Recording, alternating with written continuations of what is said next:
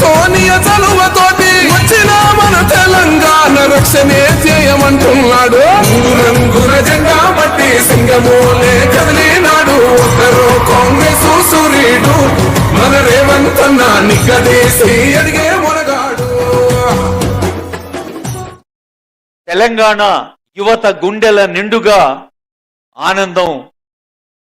ఆనందాన్ని తీసుకొచ్చింది మన గౌరవనీయులైన ముఖ్యమంత్రి గారు సంకల్పించిన కొలువుల పండుగ. ఇది కొలువుల పండుగ. It is a series of festivals. ముఖ్యమంత్రి బాధ్యత తీసుకున్న క్షణం నుంచి మనం దాదాపు ప్రతి వారం ఒక పండుగ చేసుకుంటూనే ఉన్నాం. మరి వేలాది మంది నిరుద్యోగ యువతీ యువకుల జీవితాల్లో కేవలం వ్యక్తిగతంగా కాదు, కుటుంబాల్లో కాదు, మన చుట్టాలు, దోస్తులు, చుట్టుపక్కల అందరూ కూడా ఆనందించే ఇలాంటి కొలువుల పండుగ సందర్భంలో గౌరవనీయులైన ముఖ్యమంత్రి గారిని పుష్పగుచ్చాలతో స్వాగతించుకుందాం ప్రేమగా. మీ అందరి చేతులు అందులో కలిసినట్టు I request honourable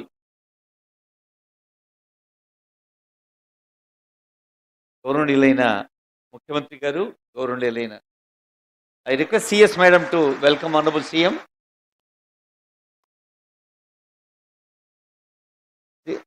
Ganakishwar garu, Dr. Seetaka Manamantri garini స్వాగతం పలుకుతారు. వేదికపైన పెద్దలందరినీ స్వాగతిస్తారు. శ్రీ హరీష్ ఐఏఎస్ గారు, అనురాగ్ జయంతి ఐఏఎస్ గారు, ఇతర అధికారులు, గారికి అనురాగ్ జయంతి గారు,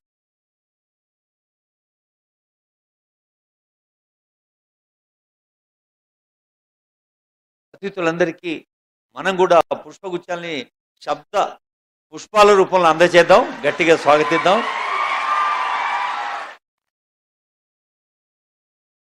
మన సీఎం గారికి అలవాటు అయిపోయింది. లాల్ బహదూర్ స్టేడియం నిండా యూత్ కేరింతలు, ఇంత జోష్తో హోస్తో. మీకు ఇవాటి వరకే అవకాశం, రేపటి నుంచి రెస్పాన్సిబుల్ ఎంప్లాయీస్ కదా, బహుశా ఇట్లా అనలేరు. So I request honourable CM Honorable Mr. Seetaka garu, other dignitaries to light the lamp as a mark of inauguration. జ్యోతి వెలిగించి కొలువుల పండగ వెలుగుల్ని తెలంగాణ రాష్ట్ర వ్యాప్తంగా పంచవలసిందిగా గౌరవనీయులైన ముఖ్యమంత్రి గారిని, గౌరవనీయులైన మంత్రివర్యులు సీతక్క గారిని, గౌరవనీయులైన చీఫ్ సెక్రటరీ గారిని, గౌరవనీయ ప్రిన్సిపల్ సెక్రటరీ గారిని, గౌరవనీయులైన మేయర్ గారు, గౌరవనీయులైన ఎమ్మెల్యేస్, గౌరవనీయులైన అడ్వైజర్ గారు, కాళీ యాదయ్య గారు, విలపల్లి శంకరయ్య గారు, హరకార వేణుగోపాలరావు గారు, సల్లా నరసింహారెడ్డి గారు, ఇంకా మన మేయర్ గారు, ఇతర పెద్దలందరికీ హృదయపూర్వక స్వాగతం. సీనియర్ ఆఫీసర్స్ ఎందరో ఉన్నారు, వారందరూ మీకు ఒక ఇన్స్పిరేషన్గా నిలుస్తారు. Senior IAS officers, young IAS officers, IPS officers అందరి నుంచి మన స్పిరిట్ని సొంతం చేసుకొని ముందుకు సాగుదామని తెలియజేస్తూ, ఇప్పుడు రవీంద్ర భారతి ప్రాంగణం హాల్లో ఎంతమంది ఉన్నారో బయట ఎంతకంటే ఎక్కువ మంది ఉన్నారు. మీ కుటుంబ సభ్యులందరూ వచ్చారు. Honourable CM is happy to see all of you here. అందరం లేచి నిలబడదాం. జయ జయ హే తెలంగాణ గొంతు విప్పి పాడదాం.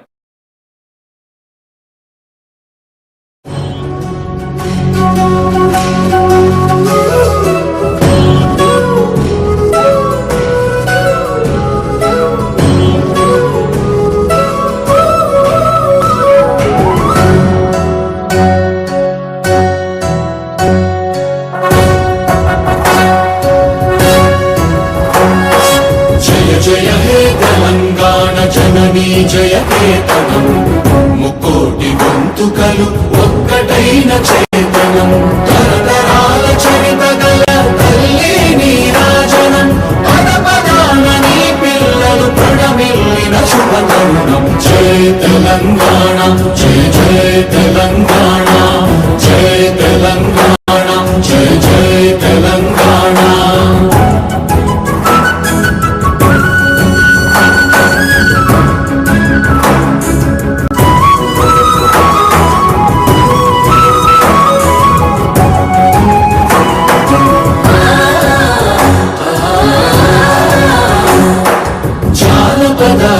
జీవన చావళీలు చాలువార కవి గాయక వైతాళిక కళల మంజీరాలు, జాతిని జాగృత పరచే గీతాల జనజాతర అనునిత్యము నీ గానం, అమ్మ నీవే మా ప్రాణం. జయ తెలంగాణ, జయ జయ తెలంగాణ.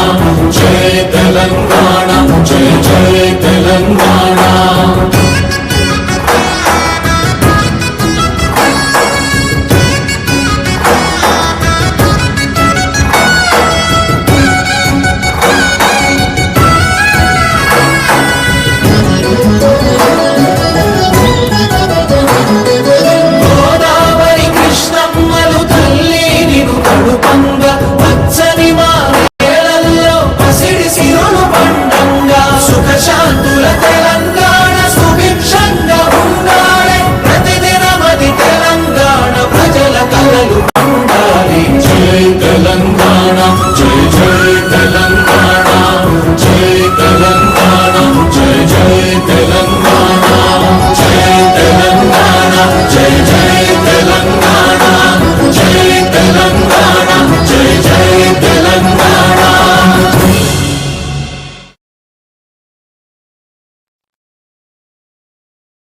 తెలంగాణ రాష్ట్ర వ్యాప్తంగా ఈ జయధ్వానాలు ప్రతి ఇంటి గోడలలో ప్రతిధ్వనించాలని ఆశిస్తున్న ప్రజాపాలన ప్రభుత్వం నిర్వహిస్తున్న పండుగల్లో అత్యంత కన్స్ట్రక్టివ్గా నిర్మాణాత్మకంగా ఆనందం అందించే ఈ పండగకి పచ్చని పల్లెలు మనందరి తల్లులు.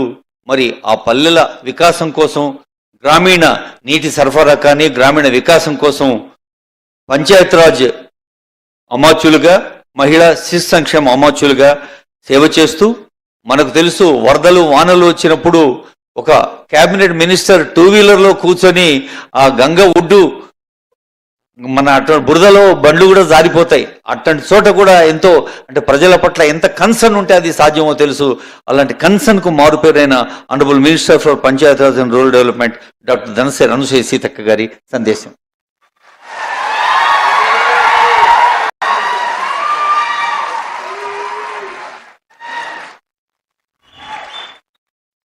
ఎన్నో ఏళ్లుగా ఎంతో ఆతృతతో పుట్టెడు దుఃఖంలో నుంచి కూడా కొలువుల కోసం మీరు ఎదురు చూసినటువంటి ఈ ఇన్ని సంవత్సరాల తర్వాత మీకు ఎప్పుడెప్పుడా కొలువులు ఇవ్వాలి, కొలువులు ఇవ్వడమే మరి సీఎం రేవంత్ రెడ్డి గారికి నిండైన సంతోషం.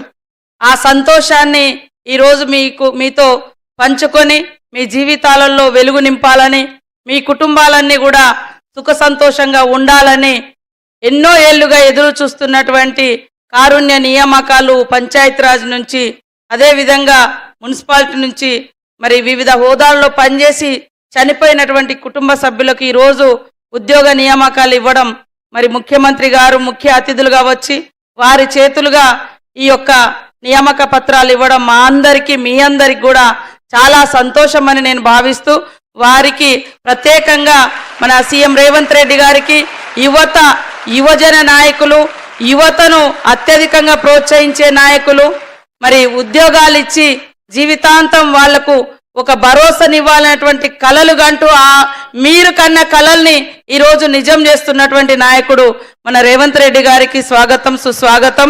అదేవిధంగా సిఎస్ గారికి, అదేవిధంగా మన మేయర్, హైదరాబాద్ మేయర్ గారికి, మరి దానక కిషోర్ గారికి ప్రిన్సిపల్ సెక్రటరీ మన మున్సిపాలిటీ, అదేవిధంగా శంకర్ గారికి ఎమ్మెల్యే మా సోదరుడు, అదేవిధంగా యాదయ్య గారికి, కాల యాదయ్య గారికి ఎమ్మెల్యే గారికి, మన మాజీ ఎంపీ గారు కేంద్ర మంత్రి వేణుగోపాలాచారి గారికి, విజయలక్ష్మి గారికి, వేదిక మీద ఉన్నటువంటి మరి పెద్దలందరికీ పేరు పేరున మీ అందరికీ నమస్కారాలు, ధన్యవాదాలు.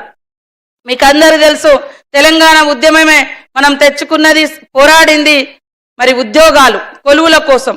ఆ కొలువుల కోసం తెలంగాణను సాధించుకున్నాం. అంతకుముందు కూడా పోరాటం చేసి అసూలు బాసింది తెలంగాణ ఉద్యమంలో యువకులే. తెలంగాణ వచ్చిన తర్వాత కూడా 10 సంవత్సరాలలో కేవలం గత ప్రభుత్వం 81,622 అంతే తప్ప ఉద్యోగాలు ఏమి ఇయ్యలేదు. వాళ్ళు గనక నిజంగా గత ప్రభుత్వం ఉద్యోగాలు ఇచ్చుంటే ఏండ్ల కొద్దీ ఇళ్లల్లో కుటుంబ సభ్యులను కోల్పోయి ఇవాళ ఉద్యోగాల కోసం మీరు చూసిండే వాళ్ళు కాదు. అవునా కాదా ఒక్కసారి ఆలోచించండి.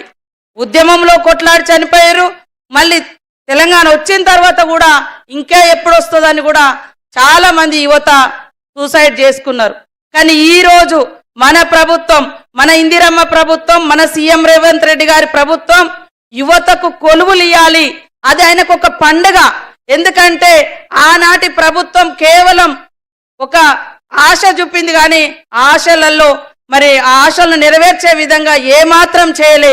కేవలం వాళ్ళ కుటుంబంలో ఎవరైనా ఓడిపోయినా, ఎవరైనా ఏదైనా అయితే మాత్రం వెంటనే వాళ్ళ కొలువులు ఇచ్చారు తప్ప మన ఇళ్లలో కనీసం చనిపోయిన వాళ్లకు వాళ్ళ స్థానంలో కారుణ్య నియామకాలు చేపట్టలేదు. రాష్ట్రంలో ఉన్నటువంటి యువతకు కూడా ఉద్యోగాలు ఇచ్చినటువంటి దాఖలాలు లేవు. మరి నిన్నటి వరకు చూస్తే ఇప్పటి వరకే సంవత్సరం లోపు దాదాపుగా 57,000కు పైగా ఉద్యోగాలు ఇచ్చినటువంటి ఘనత మరి ఉద్యోగులకు సంబరాన్ని నింపి నిరుద్యోగ యువత యొక్క నిరాశలను తొలగించినటువంటి ఘనత కూడా మన సీఎం రేవంత్ రెడ్డి గారిది.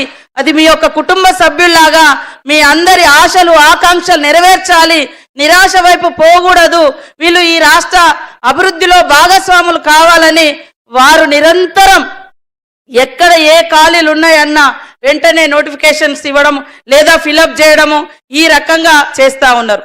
టిఆర్ఎస్ వాళ్ళు అంటారు మేము నోటిఫికేషన్లు ఇస్తే మీరు చేస్తున్నారని. అయ్యా 2018 నుంచి 23 వరకు ఒక్కటంటే ఒక్క జాబ్ కూడా ఇవ్వలేదు. వాళ్ళు నోటిఫికేషన్లు ఇచ్చినట్టు డ్రామా చేసుడు, ఆ ఇచ్చిన నోటిఫికేషన్ 3 రోజులలో లీక్ అవ్వడము, పేపర్ రాయకముందే లీక్ అవుతుంది, పేపర్ రాసినాక లీక్ అవుతుంది. ఇట్లా అన్ని లీకేజీల 15 ఇచ్చిరు వాళ్ళు, అన్ని లీకేజీలతోటి ఆగిపోయింది తప్ప ఒక్కటంటే ఒకటి మళ్ళీ దశలో వాళ్ళు మళ్ళీ సెకండ్ టర్మ్ అధికారంలోకి వచ్చినాక ఒక్కరికి కూడా ఉద్యోగాలు ఇవ్వలేదు. కానీ ఈరోజు ఉద్యోగాల ఎక్కడ అవకాశాలు ఉంటే ఏ శాఖలో ఏది ఖాళీ ఉన్నా వెంటనే ఫిలప్ చేయాలని మరి ప్రత్యేక శ్రద్ధతోటి సీఎం గారు మరి ఉద్యోగ నియామకాలు ఒక యజ్ఞంలా, ఉద్యోగం ఆ రోజు ఉద్యోగం కోసం చేసినాం, కానీ ఈరోజు ఉద్యోగాలు ఒక ఉద్యమంలా ఒక యజ్ఞంలా చేస్తున్నటువంటి ప్రభుత్వం మన సీఎం రేవంత్ రెడ్డి గారి ప్రభుత్వం, ఇందిరమ్మ ప్రభుత్వం. మీరందరూ కూడా దయచేసి మనము ఇవాళ పంచాయతీ రాజ్లో అయితే దాదాపుగా 8-9 సంవత్సరాల నుంచి నియామకాలు చేపట్టలేదు. అనేక సార్లు నా దగ్గరకు వచ్చినప్పుడు నేను కూడా మా సంబంధిత అధికారుల దగ్గరికి తీసుకెళ్లడం, అనేక రకాల ఇబ్బందులను కూడా తొలగిస్తూ సీఎం గారి దృష్టికి తీసుకెళ్లిన తర్వాత వాళ్ళు బాధలో ఉంటారు, వాళ్ళని బాధ పెట్టద్దు, వాళ్ళకి నిజంగా వాళ్ళ కుటుంబ సభ్యులు కోల్పోయి ఉంటారు కాబట్టి వాళ్ళ తొందరగా క్లియర్ చేయాలనే పట్టుదల మూలంగానే మరి తొందరగా రావడం జరిగింది. యాక్చువల్గా మనకు మొన్న 2 months బ్యాకే ఈ జీవో వచ్చింది, కానీ మనకు ఎలక్షన్ కోడ్ ఉండడంతో నిన్నటి దాకా ఎమ్మెల్సీ ఎలక్షన్ కోడ్ మొన్న మీకు అందరు తెలుసు, ఈలోపు మనకు అసెంబ్లీ వచ్చింది, కొద్దిగా టైం అయింది. ఇప్పుడు కూడా ఈ రోజు కూడా 4 గంటలకు కరెక్ట్గా సీఎం గారు రెడీగా ఉన్నారు మీకు ఎంత తొందరగా ఇవ్వాలి అని. కానీ నేను ములుగు నుంచి రావడంతో గంట లేట్ అవ్వడం జరిగింది. అది నా లేటు మూలంగానే ఈ గంట మీకు లేట్ అయింది. కానీ ఎంత తొందరగా మీ చేతిలో నియామక పత్రం పెట్టి మీ ముఖాలలో ఆనందం చూడాలనేటువంటి ఆశ ఆకాంక్ష ఆశయం కూడా సీఎం గారికి ప్రత్యేకంగా ఉంది అని తెలియజేస్తూ మీరందరూ కూడా పనితనాన్ని మెరుగుపరచుకోవాలి.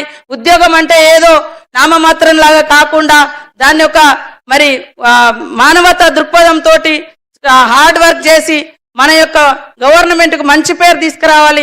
తద్వారా మీ కుటుంబాలు కూడా మీ పనితనాన్ని చూసి గల్లెగరేసుకొని మీకు సన్మానాలు చేసినప్పుడు ఎస్ మా కొడుకు మా బిడ్డ ఈ ఉద్యోగంలో మంచిగా చేశారు కాబట్టి వాళ్ళకి సన్మానాలు వచ్చినాయని. లేదా సస్పెండ్ అయితే ఎంత బాధపడతారు, మిమ్మల్ని గన్నోళ్ళు కానీ మీరు గన్నోళ్ళు కానీ ఇద్దరు బాధపడే పరిస్థితి ఎప్పుడు తీసుకురావద్దు. ఎప్పుడు కూడా మన కుటుంబ సభ్యులు గర్వంగా చెప్పుకునే విధంగా ఈ మన ప్రభుత్వానికి తోడుగా ఉంటూ మరి మంచి పని చేసి ప్రజలకు సేవకులుగా ఉండాలని మనస్ఫూర్తిగా కోరుకుంటూ మీ అందరికీ శుభాకాంక్షలు, ధన్యవాదాలు తెలియజేస్తా ఉన్నాను.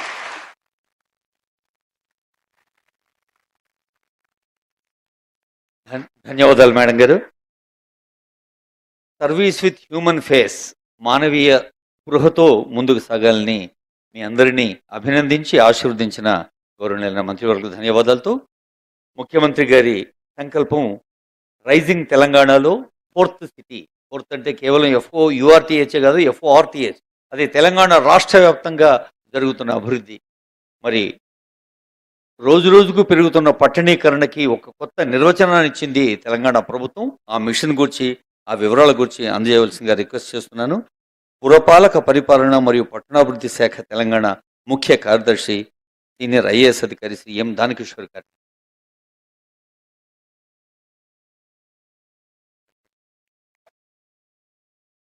ఈనాటి మన ముఖ్య అతిథి గౌరవనీయులు మన ముఖ్యమంత్రి రేవంత్ రెడ్డి గారికి, అలాగే మన పంచాయతీరాజ్ శాఖ మంత్రులు సీతక్క మేడం గారికి, మన చీఫ్ సెక్రటరీ గారు సంజయ్ గారికి, వేదిక పెడుతున్నటువంటి గౌరవ మేయర్ గారు, గౌరవ ఎమ్మెల్యేలు, గౌరవ అడ్వైజర్లు, ఇతర పెద్దలందరికీ నాకు హృదయపూర్వక నమస్కారాలు.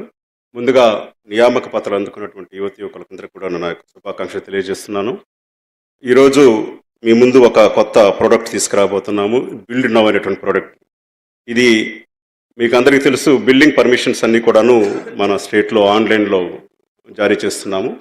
కానీ వీటిలో ఉన్నటువంటి చాలా ఇబ్బందుల్ని ముఖ్యమంత్రి గారు వారు పట్టణ పురపాలక శాఖ మార్చులుగా వారు చేపట్టిన వెంటనే మమ్మల్ని పిలిచి ఒక గైడెన్స్ ఇచ్చారు. బేసికల్గాను ఇప్పుడున్నటువంటి వ్యవస్థలు ఏదైతే ఆన్లైన్ వ్యవస్థలు ఏదైతే ఇబ్బందులు ఉన్నాయో వాటిని తొలగించి పట్టణీకరణను మరియు బిల్డింగ్ పర్మిషన్స్ సామాన్య ప్రజలకు కానీ రియల్ ఎస్టేట్ ఏజెన్సీస్ కానీ డెవలపర్స్ కానీ ఇచ్చేటువంటి వ్యవస్థను అతి ఫాస్ట్గాను ఎటువంటి మాన్యువల్ ఇంటర్వెన్షన్స్ లేకుండా వాటన్నిటిని కూడాను అతి వేగంగా జారీ చేసిన ప్రక్రియను చేపట్టమని చెప్పారు. ఈ సందర్భంగా సార్ మీకు ముఖ్యంగా కృతజ్ఞతలు తెలియజేస్తున్నాము. ఇవి నేను గత 10 సంవత్సరాలుగా మున్సిపల్ విషయంలో పనిచేస్తున్నాము. మా అధికారులంతా ఇక్కడ ఉన్నారు. ఇక్కడ ఉన్నటువంటి ప్రజలకు కూడాను రియల్ ఎస్టేట్ ఏజెన్సీస్, క్రెడాయి లాంటి సంస్థలు కూడా ఉన్నారు. ఇంతకుముందు ఒక పర్మిషన్ తీసుకోవాలంటే దాదాపు దానికి ప్రీ స్క్రూటినీ అంటారు. సపోజ్ ఒక 2 లక్షల భవనాల్ని 2 లక్షల విస్తీర్ణం భవనాన్ని ఇచ్చినప్పుడు దానికి ప్రీ స్క్రూటినీ చేసిన తర్వాత అప్లికేషన్ సబ్మిట్ చేసుకుంటాం. దీనికి చాలా కాలం పట్టేది. ఉదాహరణకు ఒక 20 లక్షల స్క్వేర్ ఫీట్లు ఉన్నటువంటి భవనానికి పర్మిషన్ ఇవ్వాలంటే అప్లికేషన్ సబ్మిట్ చేసుకునే ముందు దానికి సంబంధించినటువంటి ప్రీ స్క్రూటినీ చేసేదానికి దాదాపు anyway between 2 weeks to 2 months పట్టేదన్నమాట. దానికోసం మాన్యువల్గా చేయాలి. ముఖ్యమంత్రి గారు చెప్పారు మాన్యువల్గా 80% చేసేది లేదు. ప్రభుత్వం వచ్చిన తర్వాత సారు అధ్యక్షతన ఎక్కడ కూడాను ఒక్క మాన్యువల్ పర్మిషన్ కూడా మేము ఇంతవరకు దాఖలు చేయలేదు, ఇవ్వలేదు కూడాను. అటువంటి వ్యవస్థని తీసుకురామని చెప్పారు. ఆ వ్యవస్థని ఇప్పుడు బిల్డ్ అవ్వనటువంటి దాంట్లో తీసుకొచ్చాం మనం. ఇప్పుడు మనం తీసుకొచ్చినటువంటి వ్యవస్థ మన భారతదేశంలోనే అత్యంత ఫాస్ట్ స్పీడ్గా నడిచేటువంటి వ్యవస్థ ఇది. ఇంతకుముందు 2 నెలలు పట్టేది సార్, ఇప్పుడు కనీసం 4-5 నిమిషాల్లో దాన్ని స్క్రూటినీ చేయగలుగుతున్నాం సార్. ఈ వ్యవస్థ ద్వారా ఇప్పుడు ఏదైతే 170 మంది మీరు టౌన్ ప్లానింగ్ అధికారులు వచ్చారు, మీకు ఇది చాలా ఉపయోగపడుతుంది. ఆఫీసులో ఎక్కువ టైం ఉండొచ్చు, ఫీల్డ్లో తక్కువ టైంతో ఫీల్డ్కి అప్లికేషన్ నేరుగా దాన్ని చూసుకునేదానికి 3D వ్యవస్థలు చూసుకునేదానికి తీసుకొచ్చాము. అట్లాగే ఆర్టిఫిషియల్ ఇంటెలిజెన్స్ని అనుసంధానం చేయడం జరిగింది. బ్లాక్ చైన్ టెక్నాలజీని తీసుకొచ్చాము, సింగిల్ విండో తీసుకొచ్చాము. వీటి వల్ల ఏమవుతుందంటే రియల్ ఎస్టేట్ డెవలపర్స్ కావచ్చు, సామాన్య ప్రజలు కావచ్చు, వాళ్ళు చేసిన అప్లికేషన్స్ అతి తొందరగా ప్రాసెస్ చేయడానికి వీలవుతుంది. ముఖ్యమంత్రి గారు రివ్యూ చేసినప్పుడు ఇంకా మాకు కొన్ని టార్గెట్లు ఇచ్చారు. ఇదే కాకుండాను అసలు మీరు ఫీల్డ్కే లేకుండా ఆఫీస్ నుంచే ఎట్లా కెమెరాలు పెట్టి దాన్ని తీసుకురావాలి, దాన్ని కూడా తీసుకురామని చెప్పారు. దానికి సంబంధించి కూడా ఒక ప్రక్రియ జరుగుతూ ఉంది. దీనికి అన్నిటికి సంబంధించి ఒక సంతోషకరమైన విషయం ఏంటంటే ఏదైతే ఈ కంపెనీ పట్టుకొచ్చిందో సార్, వారు హైదరాబాద్కి చెందిన యువకులు తయారు చేసినటువంటి ప్రోడక్ట్ ఇది కూడాను వారు తయారు చేసిన తర్వాత వేరే స్టేట్స్ నుంచి కూడాను ఆ కంపెనీకి ఆహ్వానాలు వస్తున్నాయి అక్కడ చేయమని చెప్పేసి అనేసి ఈ ప్రోడక్ట్ని ఇప్పుడు ఒక 3 నిమిషాల పాటు వీడియో ఉంటుంది. తర్వాత ముఖ్యమంత్రి గారు దాన్ని లాంచ్ చేస్తారు. ఈ రోజు అప్లై చేసుకున్నటువంటి 3 బిల్డింగ్ అప్లికేషన్స్ చేసుకున్న వాళ్ళు కూడా ఈ రోజు ఈ బిల్డింగ్ పర్మిషన్స్ ఇవ్వడం తెలియజేస్తూ ఈ అవకాశం ఇచ్చినందుకు ముఖ్యమంత్రికి ధన్యవాదాలు తెలియజేస్తున్నాను. Okay, we will launch it first by CM sir and then will go for video sir.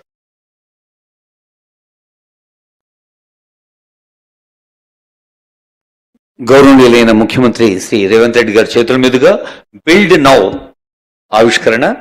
I request honourable CM to launch the build now portal.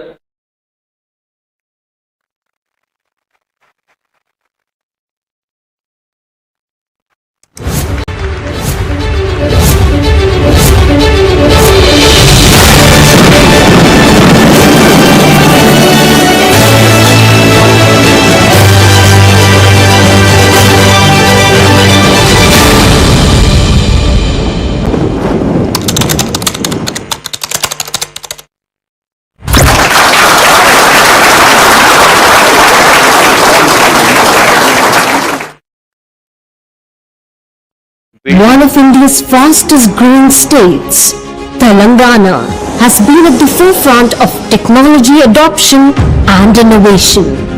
The state's vibrant real estate ecosystem is witnessing unprecedented growth, adding millions of square feet with thousands of new buildings rising each year. So how do we power this rapid growth? As we accelerate towards tomorrow, we need systems that are faster, intelligent, and cutting edge. Introducing Build Now, the next-gen unified building and layout approval system designed with state-of-the-art technologies to create simpler processes, faster approvals, and a truly seamless experience for citizens. With India's fastest drawing scrutiny system, even complex drawings are now processed in minutes, not weeks, drastically reducing the overall time for citizens. No more juggling multiple portals. Build Now simplifies building approvals with one unified portal, accessible in preferred languages, be it in English, Telugu, or Urdu. Transactions on Build Now are secured with blockchain for enhanced trust and verifiability. Have a question? Need help? Get instant rules clarification with Build Now's custom AI RAG-powered chat support. With real-time tracking and WhatsApp updates, staying informed about the status has never been easier. And many more features to make building approvals simpler and more accessible for every citizen. But the true power of Build Now extends far beyond the citizen interface. Intelligent workflows and interdepartmental integrations automate processes, eliminating manual interventions and resulting in faster building approvals. The best part is the complete clarity and control to administrators and officials. The Data Co-Pilot, powered by Agentic AI, helps officials gain instant actionable insights just by chatting in natural language, helping them make data-driven decisions faster than ever before.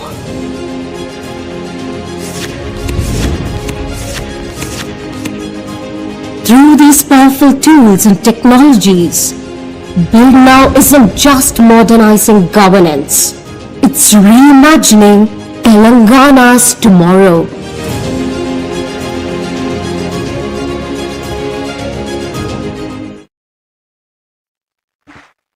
Thank you. Build now అన్న పేరులోనే ఒక అద్భుతమైన positivity ఉంది. ఇప్పుడు may now request honourable CM to launch the poster. Build now గురించిన ప్రత్యేక సమాచార పత్రికను వారు ఆవిష్కరిస్తారు. సులభతరంగా మెరుపు వేగంతో మరింత కొత్తదనంతో సాగే బిల్డ్ నౌ ఒక అత్యంత వేగవంతమైన వ్యవస్థగా ముఖ్యమంత్రి గారు తెలంగాణ ప్రజలకు అంకితం చేస్తున్న బిల్డ్ నౌ.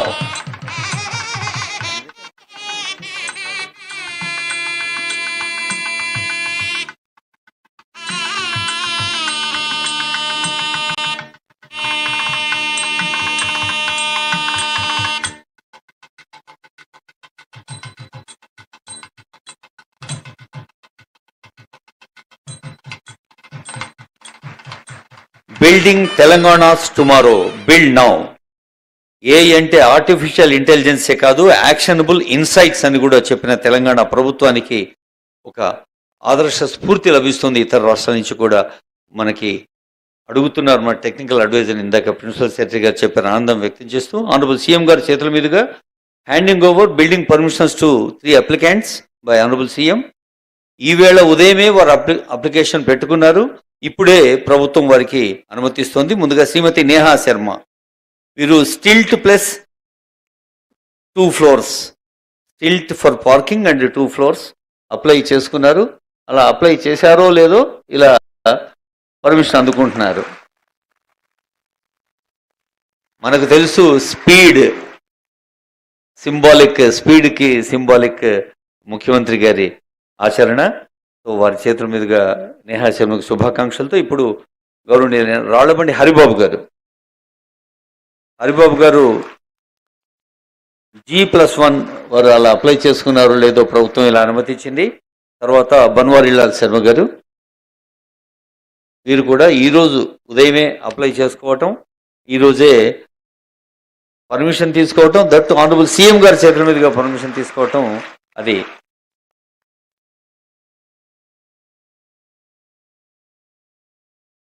బిల్డ్ నౌ అనే ప్రభుత్వం ప్రజల కోసం అంకితం చేసిన ఈ విషయంలో కానీ లేదా కొలువుల పండుగలో కానీ ఒక మెరుపు వేగంతో సాగుతున్న అభివృద్ధి సంక్షేమ కార్యక్రమాలకు సింబాలిక్ వారి వ్యక్తిత్వానికి వారి పేరుకి ఈ మెరుపు వేగానికి అభివృద్ధి సంక్షేమ కార్యక్రమాలకు ఎంత అవినాభావ సంబంధం ఉందో మనందరికీ తెలుసు. అలాంటి ముఖ్య అతిథి గౌరవనీయులైన ముఖ్యమంత్రి గారి సందేశం. రంగుల జెండా బట్టి సింగమోలే కదిలినాడు ఒక్కరు కాంగ్రెస్ సూర్యుడు మన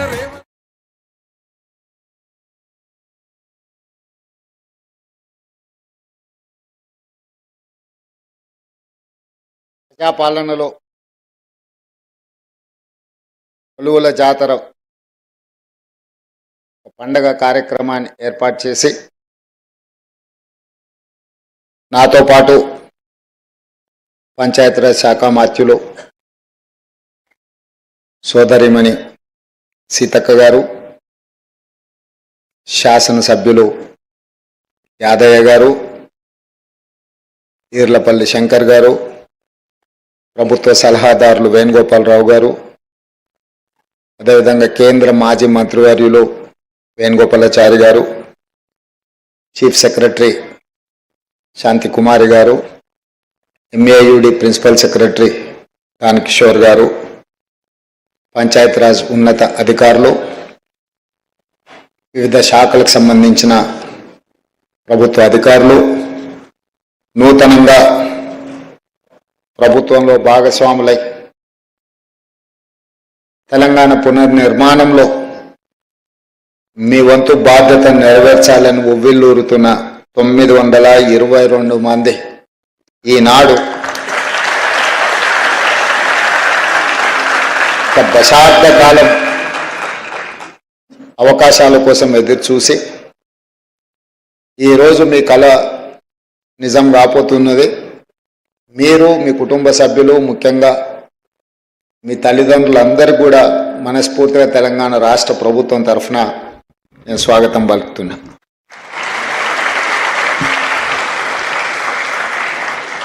ఎవరికైనా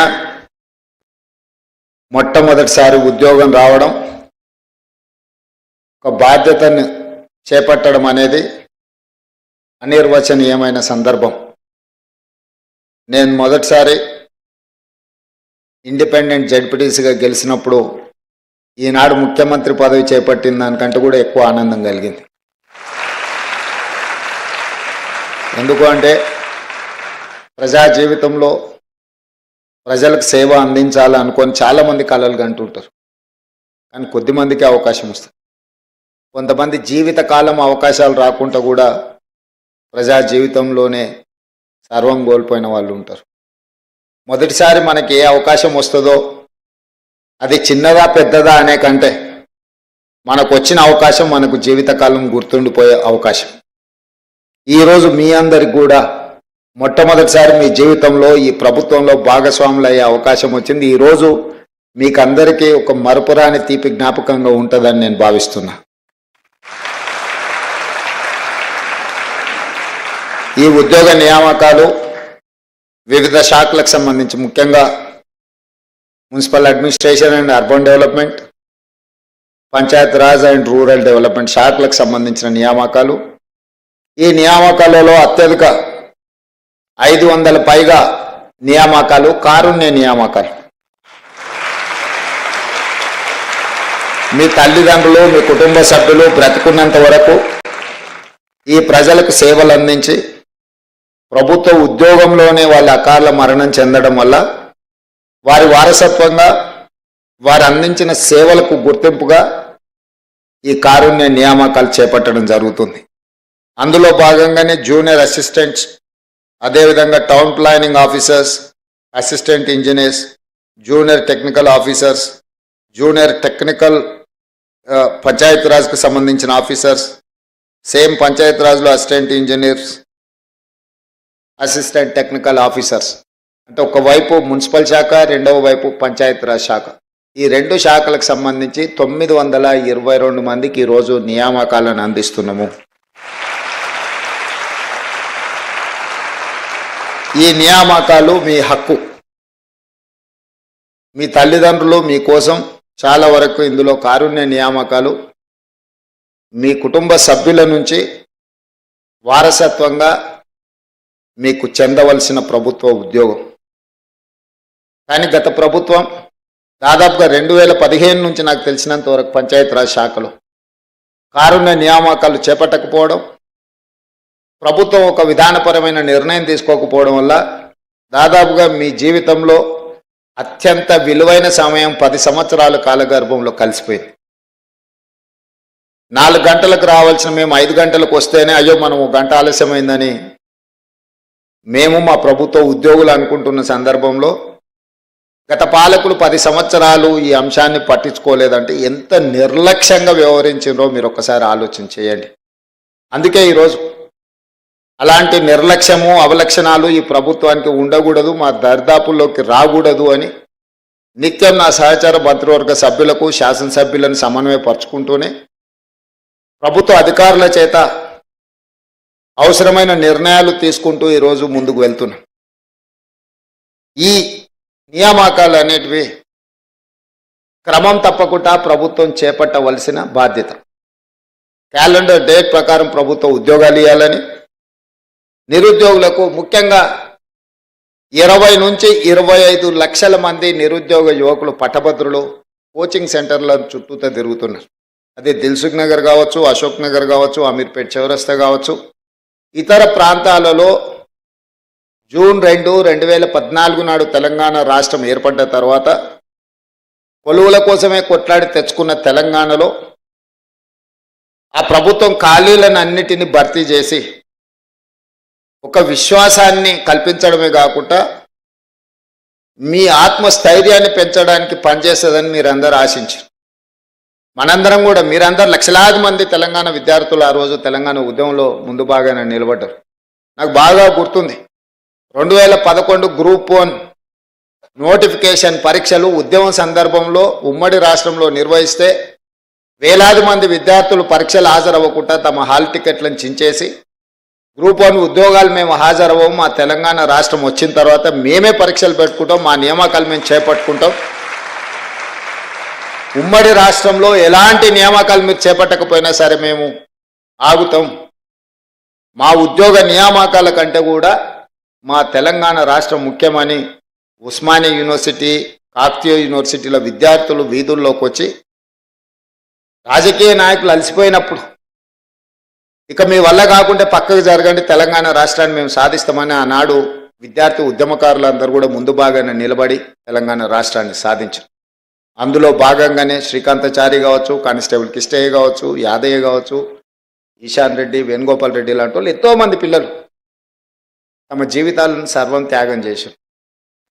వాళ్ళు త్యాగం చేసినప్పుడు వాళ్ళకి తెలుసు వాళ్ళు చనిపోవడం ద్వారా వాళ్ళ కుటుంబాలకు తీరని నష్టము కష్టము వస్తుందే. కానీ లక్షలాది మంది తెలంగాణ విద్యార్థుల జీవితాలలో వెలుగులు వస్తాయి,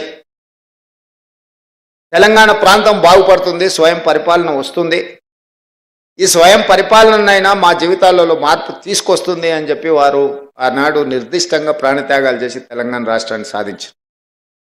కానీ వాళ్ళ లక్ష్యం నెరవేరలేదు. తెలంగాణ రాష్ట్రం అయితే వచ్చింది, కానీ వచ్చిన రాష్ట్రంలో ఏ ఆకాంక్షల కోసం ఆ పిల్లలు ప్రాణాలు ఇచ్చిండ్రో ఆ ఆకాంక్షలు నెరవేరలేదు.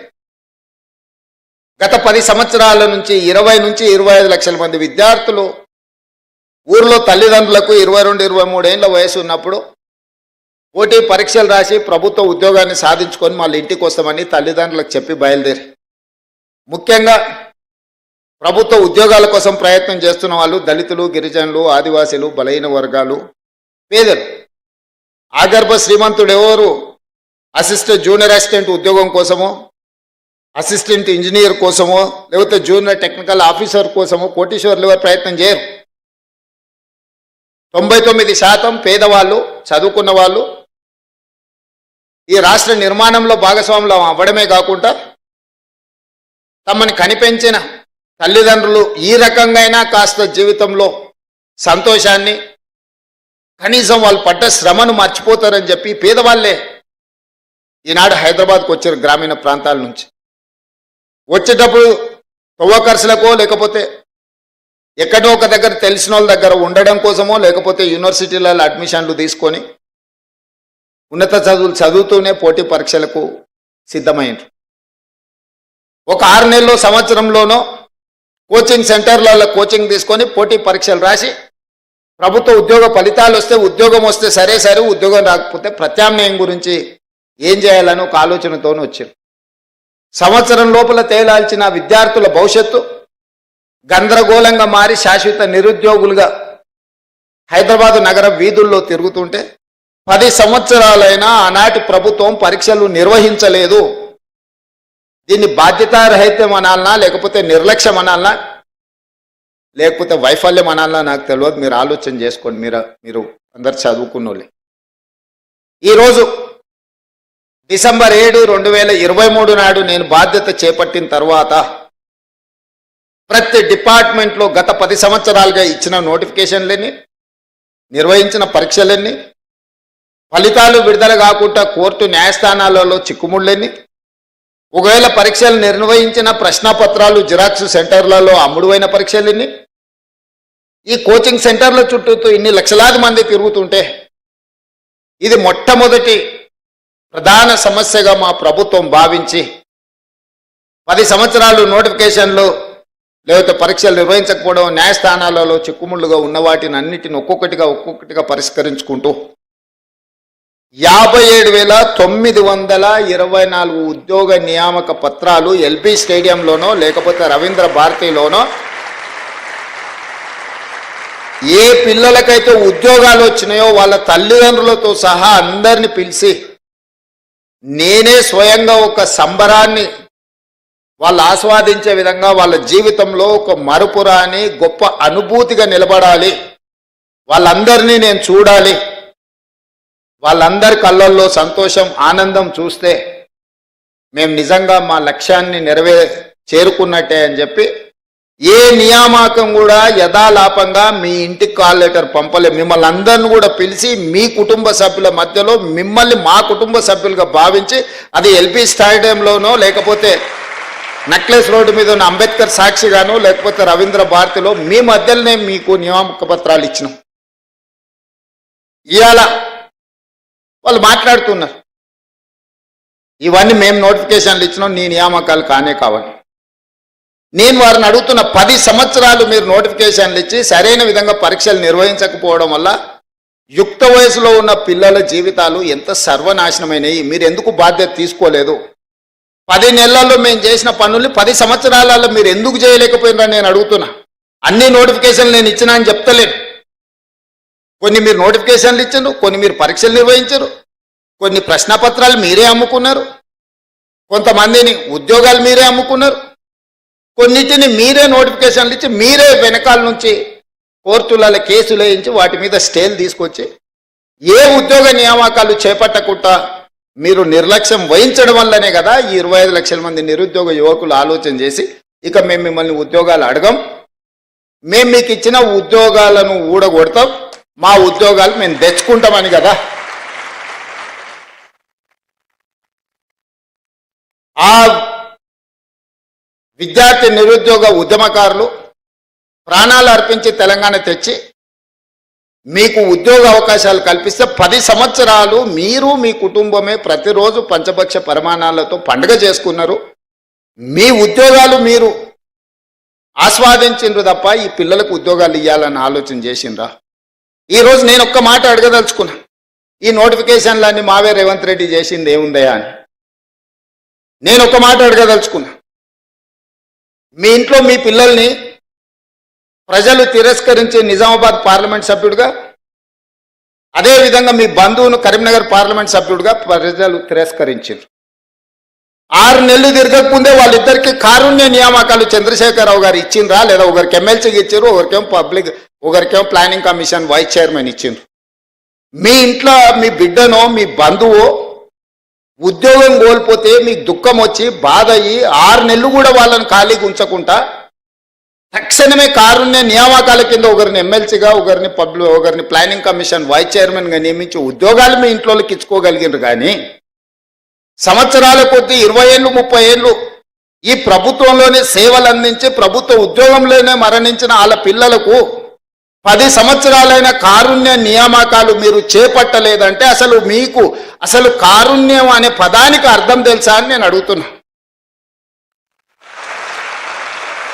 మీ కుటుంబం పట్ల, మీ కుటుంబ సభ్యుల పట్ల చూపించిన కారుణ్యము ఈ పేదోళ్ళ పిల్లల పట్ల ఎందుకు చూపించలేదనేదే నా ప్రశ్న. మీరు చూపించని దగ్గర మేము చూపించినాం, మా విజ్ఞత ప్రదర్శించినాం. మేము మా ఉద్యోగాల కోసం తాపత్రయపడలే. మేం చేపట్టిన పదవి ఒక భావోద్వేగము.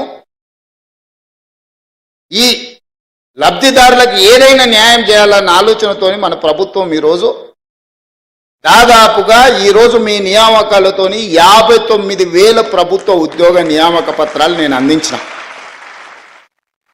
స్వతంత్రం వచ్చినప్పటి నుంచి ఈ రోజు వరకు అది ఉమ్మడి రాష్ట్రంలో కావచ్చు, లేదా నరేంద్ర మోడీ గారు ముఖ్యమంత్రిగా ఉన్న గుజరాత్లో కావచ్చు, దేశంలోనే అతిపెద్ద రాష్ట్రమైన ఉత్తరప్రదేశ్ కావచ్చు, ఏ రాష్ట్రాన్నైనా ఏ రాజకీయ పార్టీనైనా నేను సూటిగా సవాల్ విసురుతున్నా. 10 నెలల్లో 59,000 ప్రభుత్వ ఉద్యోగాలు అందించిన ముఖ్యమంత్రి కానీ రాష్ట్రం కానీ ఉంటే మీరు ఏదైనా చూపించండి, నేను చర్చించడానికి సిద్ధంగా ఉన్నా.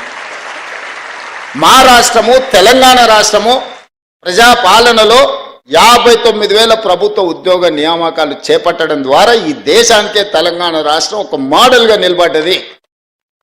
ఒక బాధ్యతను భావోద్వేగంతో మేము నిర్వహించినము. అన్ని పరీక్షలు పద్ధతి ప్రకారం నిర్వహించినాం. ఒకప్పుడు ఉద్యోగ నోటిఫికేషన్ల కోసం ధర్నాలు జరిగేవి, నిరసన తెలిపేది, నోటిఫికేషన్లు ఇస్తారా అయ్యారని. నేను వచ్చిన తర్వాత మీద నోటిఫికేషన్లు ఇస్తే మీరు ధర్నాలు చేయమొదలెట్టారు. ఇన్ని నోటిఫికేషన్లు ఇస్తే ఎట్లా కొన్ని ఆపునరని అశోక్ నగర్ చౌరస్తలో ధర్నాలు జరిగినాయి. రేవంత్ రెడ్డి నువ్వు రా అడికన్నారు. ఉద్యోగ నోటిఫికేషన్లు ఇచ్చేది నేను, చదువుకోండి, మీరు పోటీ పరీక్షలు రాయండి అని మన పిల్లలకు విజ్ఞప్తి చేసిన. ఎక్కడ కూడా ఈ దేశంలో నోటిఫికేషన్లు ఇవ్వమని ఉద్యమాలు జరిగినాయి, నోటిఫికేషన్లు ఇవ్వమని ధర్నాలు జరిగినాయి. కానీ ఇంతగానం నోటిఫికేషన్లు ఇస్తే ఎట్లా కొన్ని ఆపుండు అని ఎక్కడైనా ఈ దేశంలో ధర్నా జరిగిందా? మొదటిసారి తెలంగాణ రాష్ట్రంలో మీ ప్రభుత్వం వచ్చినాక నోటిఫికేషన్లు కొన్ని వాయిదా వేయండి అని ధర్నాలు జరిగినాయి. ఇది మా చిత్తశుద్ధికి నిదర్శనం.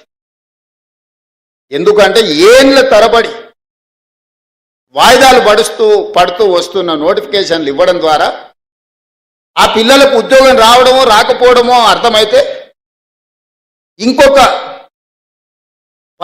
పని కోసం వెళ్తారు. తల్లిదండ్రులకు కూడా వాడికి ఉద్యోగం వస్తే పెళ్లి చేద్దాం అనుకుంటారు. 22-23 ఏళ్ళకి హైదరాబాద్ వచ్చాడు, 33 ఏళ్ళు ఆయన ఉద్యోగం రాకపోతే ఇంకెప్పుడు పెళ్లి చేయాలా?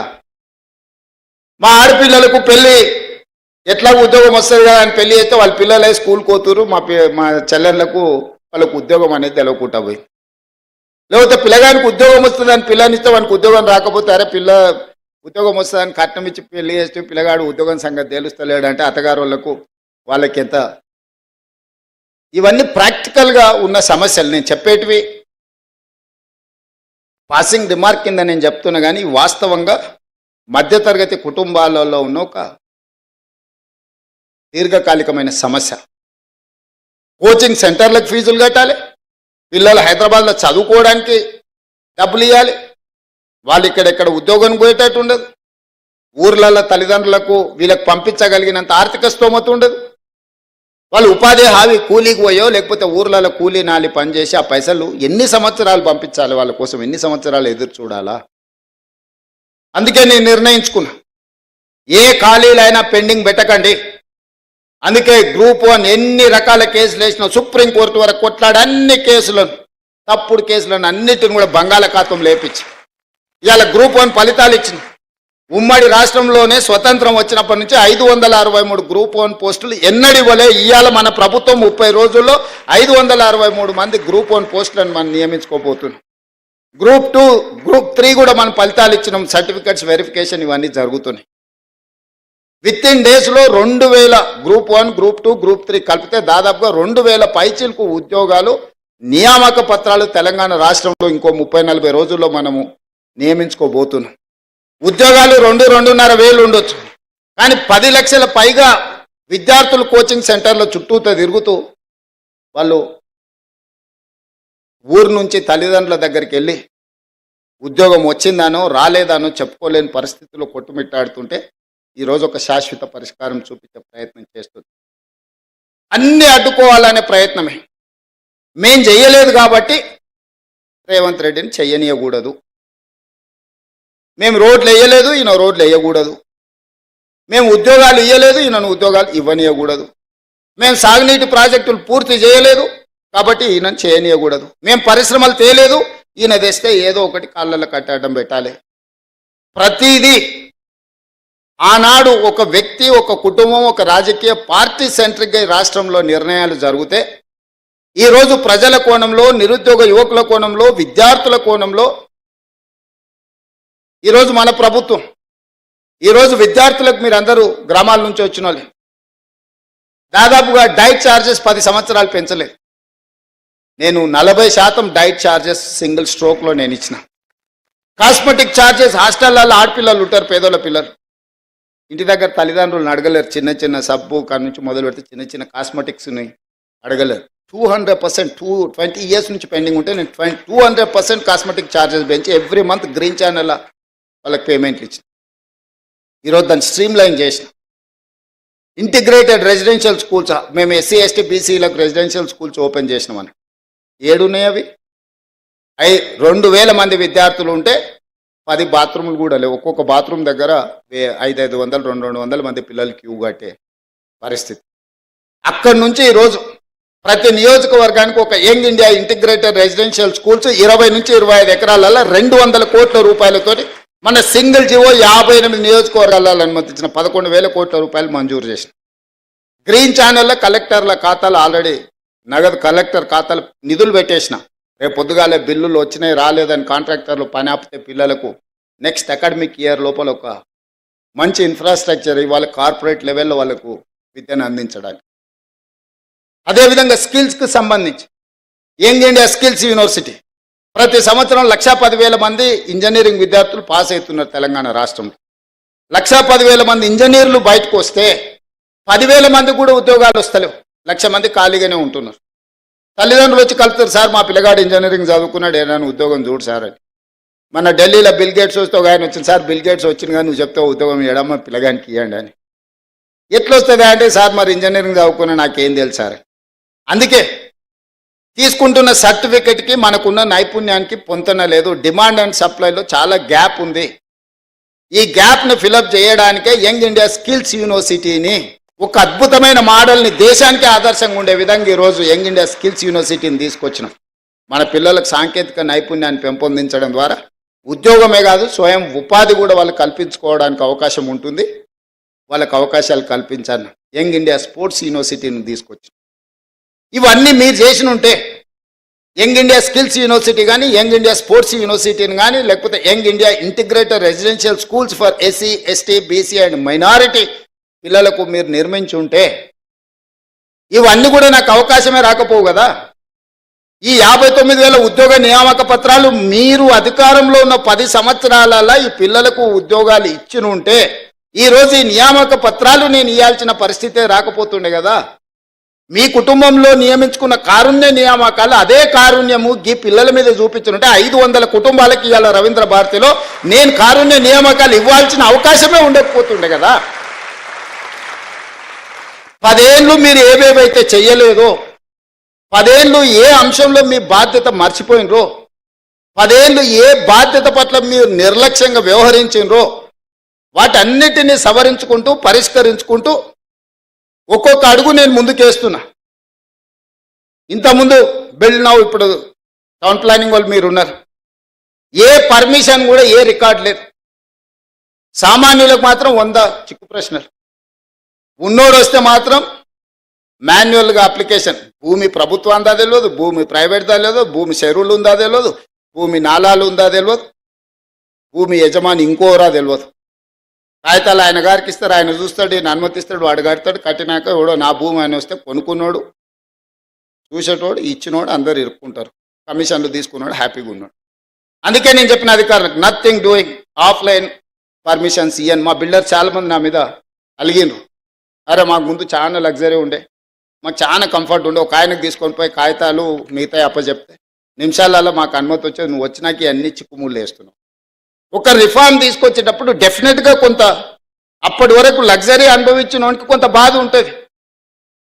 ఎందుకంటే మాకు ఇంత గ్రీన్ ఛానల్లో మాకు కొన్ని వెసులుబాట్లు ఉండే, రేవంత్ రెడ్డి గారు రాగానే పేదోడు లేదు పెద్దోడు లేదు అందరు క్యూలో రావాలి, ఆన్లైన్లో రావాలి, మీరు ఆటోమేటిక్ యాప్లో అప్లోడ్ చేయాలి, మీరు ఏమేమి పెడుతారో అందులో పెట్టుకురు, ప్రజలు పబ్లిక్ డొమైన్లో ఉంటుంది.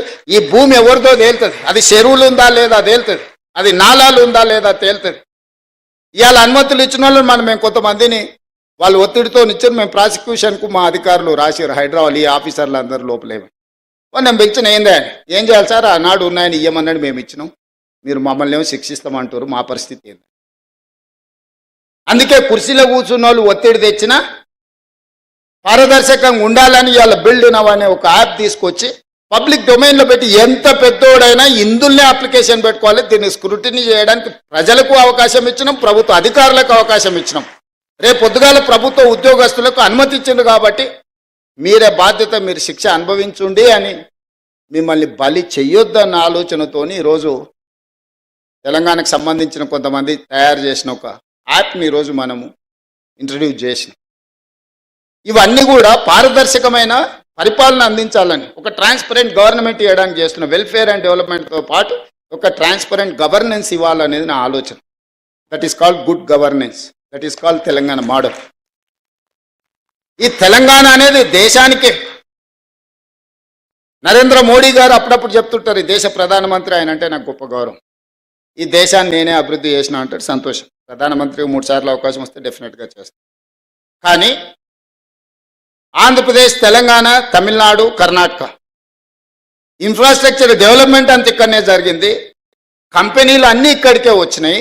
ఇక్కడున్నోళ్ళే కాదు, ఆ ఉత్తరప్రదేశ్ నుంచో లేకపోతే ఉత్తర భారతదేశం నుంచో గుజరాత్ నుంచో ఉద్యోగాలు చేయడానికి మన దగ్గరకు వస్తారు. మీరే అభివృద్ధి చేస్తే, మీరు ప్రాతినిధ్యం వహిస్తున్న ఉత్తరప్రదేశ్లో ఎందుకు ఉద్యోగాలు వస్తలేవు, మనోళ్ళు అక్కడికి ఎందుకు పోతలేరు? మీరు పుట్టి పెరిగిన గుజరాత్లో ఎందుకు ఉద్యోగాలు వస్తలేవు, ఇక్కడి నుంచి అక్కడికి ఎందుకు పోతలేరు? దక్షిణ భారతదేశంలో తమిళనాడు కావచ్చు, తెలంగాణ కావచ్చు, కర్ణాటక కావచ్చు, ఈ 3 రాష్ట్రాలు, చెన్నై కావచ్చు, హైదరాబాద్ కావచ్చు, బెంగళూరు కావచ్చు, ఈరోజు మన దక్షిణాది రాష్ట్రాలకు సంబంధించిన వాళ్ళే కాదు, ఉత్తరాది రాష్ట్రాలకు సంబంధించిన వాళ్ళు కూడా ఉద్యోగ ఉపాధి అవకాశాల కోసం మన దగ్గరికే వస్తారు కదా. ఛత్తీస్గఢ్, జార్ఖండ్ నుంచి, ఒడిశా నుంచి ఇవాళ లేబర్ కూడా మన దగ్గరకు వస్తున్నారు కదా. అభివృద్ధి మేం సాధించినట్ట, అభివృద్ధి మీరు చేసినట్ట అని నేను అడగదలుచుకున్న వారిని. అభివృద్ధికి చిరునామా మన ప్రాంతాలు, కష్టానికి మారు పేరు మనం.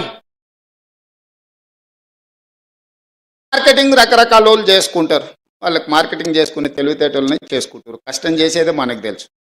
చాలామంది నన్ను అంటుంటారు, నీ మీద వ్యతిరేకత ఉంది, నీ మీద కోపంగా ఉన్నారు. నేను అడగదలుచుకున్న మీ ద్వారా, రైతులు ఎందుకు కోపం ఉంటారు? 25,35,000 మంది రైతులకు 20,617 కోట్ల రూపాయల మాఫీ 10 నెలల్లో చేసినందుకు నా మీద రైతులు కోపంగా ఉంటారా? మహిళలు, మా ఆడబిడ్డలు, రాష్ట్రం మొత్తం ఆర్టీసీలో ఉచిత ప్రయాణం ఇచ్చినందుకు చదువుకునే పిల్లల కాడి నుంచి మన పెద్దమ్మల వరకు అమ్మగారింటికి వెళ్ళాలన్నా, అమ్మవారిని దర్శించుకోవాలన్నా ఉచిత బస్సు ప్రయాణం ఇచ్చినందుకు మా ఆడబిడ్డలు నా మీద కోపంగా ఉంటారా? లేకపోతే 1000 ఆర్టీసీ బస్సులను యజమానులను చేసి, కోటీశ్వరులను చేసి, కార్పొరేట్ కంపెనీలు చేసే వ్యాపారం మా స్వయం సహాయక సంఘాలకు అందించినందుకు ఆడబిడ్డలు నా మీద కోపంగా ఉంటారా? లేకపోతే 1000 మెగావాట్ల సోలార్ విద్యుత్ ఉత్పత్తి సామర్థ్యం, సోలార్ పవర్ ప్రాజెక్ట్స్ అంటే అదాని, అంబానీలు, టాటాలు, బిర్లాలను ఒకప్పుడు అనుకునేది.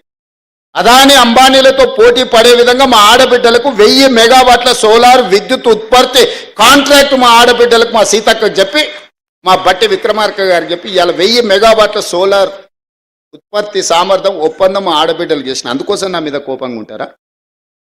50 లక్షల కుటుంబాలకు ఈరోజు 200 యూనిట్లు ఉచిత కరెంట్ ఇస్తున్న పేదవాడి ఇంట్లో వెలుగులు ఈరోజు ఈ ప్రభుత్వం ఇస్తుంది. అందుకోసం ఈ 50 లక్షల కుటుంబాలు నా మీద కోపంగా ఉంటారా?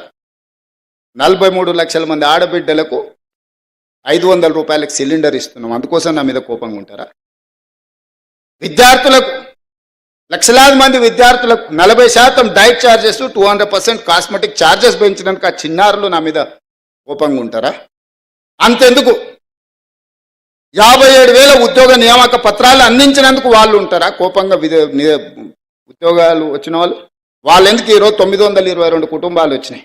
మీకు అందరికీ నేను ఉద్యోగ నియామక పత్రాలు రవీంద్ర భారతిలో పిలిచి మీకు అప్పచెప్పినందుకు మీకు నా మీద కోపం ఉందా? ఇన్నేళ్ళ మీ కళ సాకారమైనందుకు నా పట్ల అభిమానం ఉంటుందా? నా మీద కోపం ఉంటుందా? సోషల్ మీడియాలో ఎవడో పెట్టిందని మీరు ఎవ్వరు ఏమనకపోవడం వల్ల అదే నిజం అనే అబద్ధం, నిజం గడప దాటే లోపల అబద్ధం మొత్తం ప్రపంచాన్ని చుట్టేసి వస్తుంది. ఎందుకంటే వాళ్ళు అడ్డగోలుగా సంపాదించారు, ఎంతైనా పెట్టుబడి పెడతారు. సోషల్ మీడియా అంటేనే, వాట్సాప్ యూనివర్సిటీ అంటేనే పెట్టుబడులతో జరిగే నల్లధనాన్ని అందులో పెట్టుబడిగా పెట్టి ఇంధనంగా మార్చి ఈ ప్రభుత్వం మీద బురద జల్లాలనే ప్రయత్నం చేస్తుండ్రు. ఎక్కడ మేము వైఫల్యం చెందినము? రేవంత్ రెడ్డికి పట్టు రాలేదు అని అంటారు. పట్టు రావడం అంటే ఓ రాజయ్యను దళితుని తీసేయడం, ఓ ఈటల రాజేందర్ బలైన వర్గాల వ్యక్తిని మంత్రివర్గం నుంచి తీసేస్తే పట్టు వచ్చినట్ట? తీయడానికి కారణం చెప్తే పట్టు వచ్చినట్టు. తీయడానికి సహేతుకమైన కారణం ఉంటే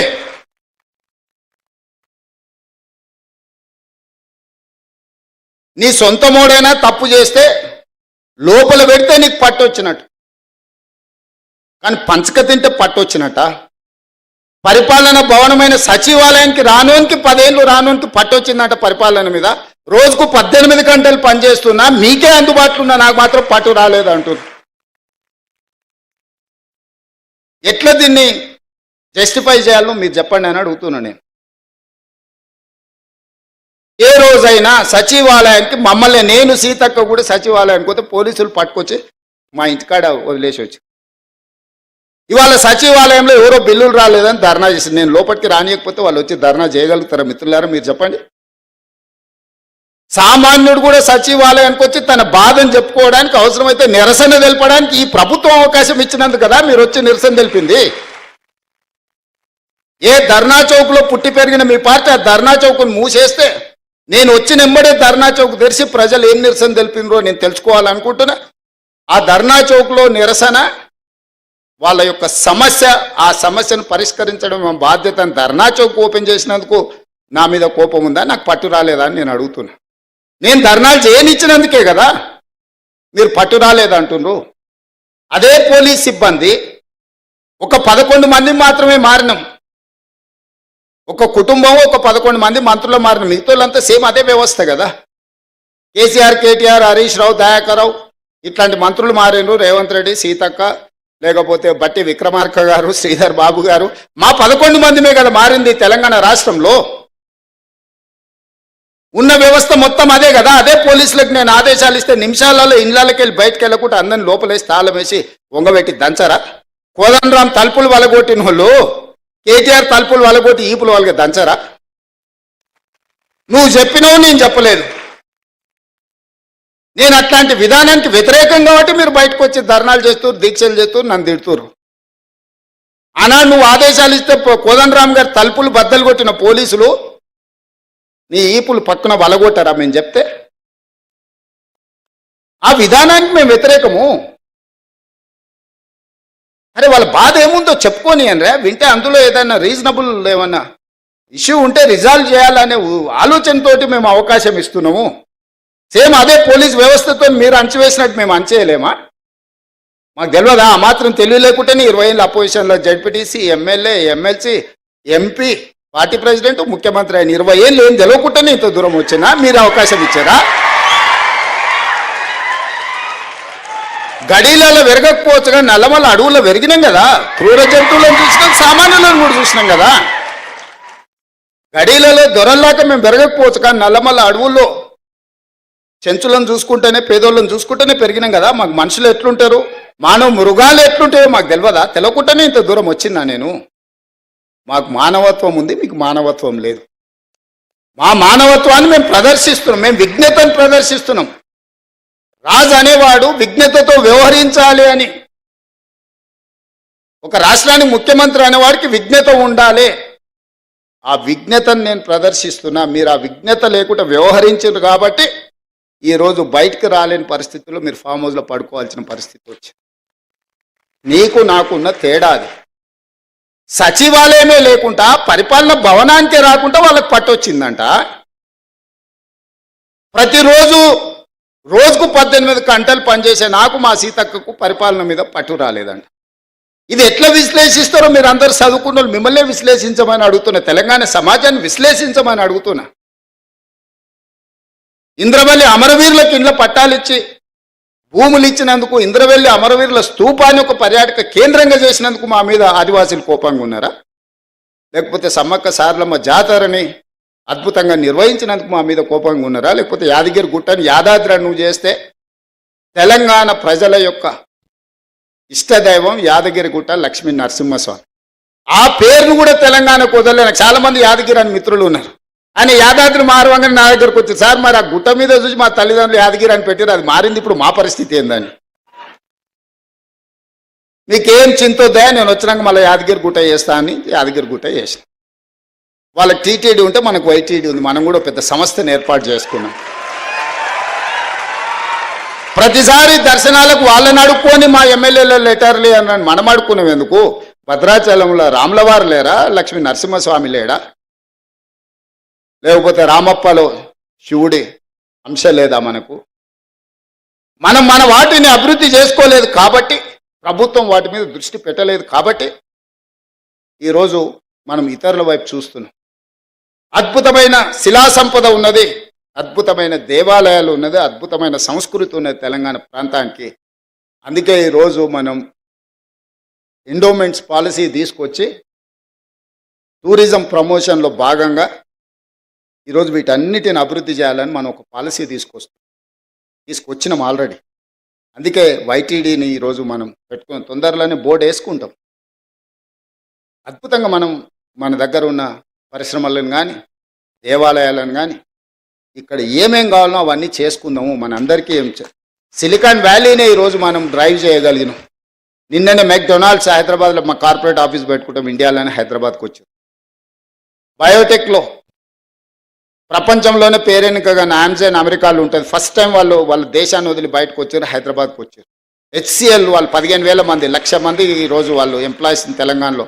కాగ్నిజెంట్, విప్రో, ఇన్ఫోసిస్ ప్రపంచంలోనే అత్యధికంగా ఉద్యోగులు ఉన్న వాళ్ళ వ్యాపార సంస్థల్ని హైదరాబాద్లో విస్తరించుకున్నారు.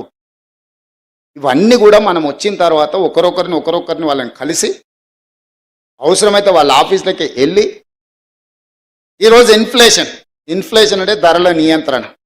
భారతదేశంలో 1.3 అతి తక్కువ ధరల పెరుగుదల ఉన్న రాష్ట్రంగా తెలంగాణ రాష్ట్రం నెంబర్ 1 ఉంది. ఇది కేంద్ర ప్రభుత్వం ప్రకటించింది, నేను ప్రకటించలే.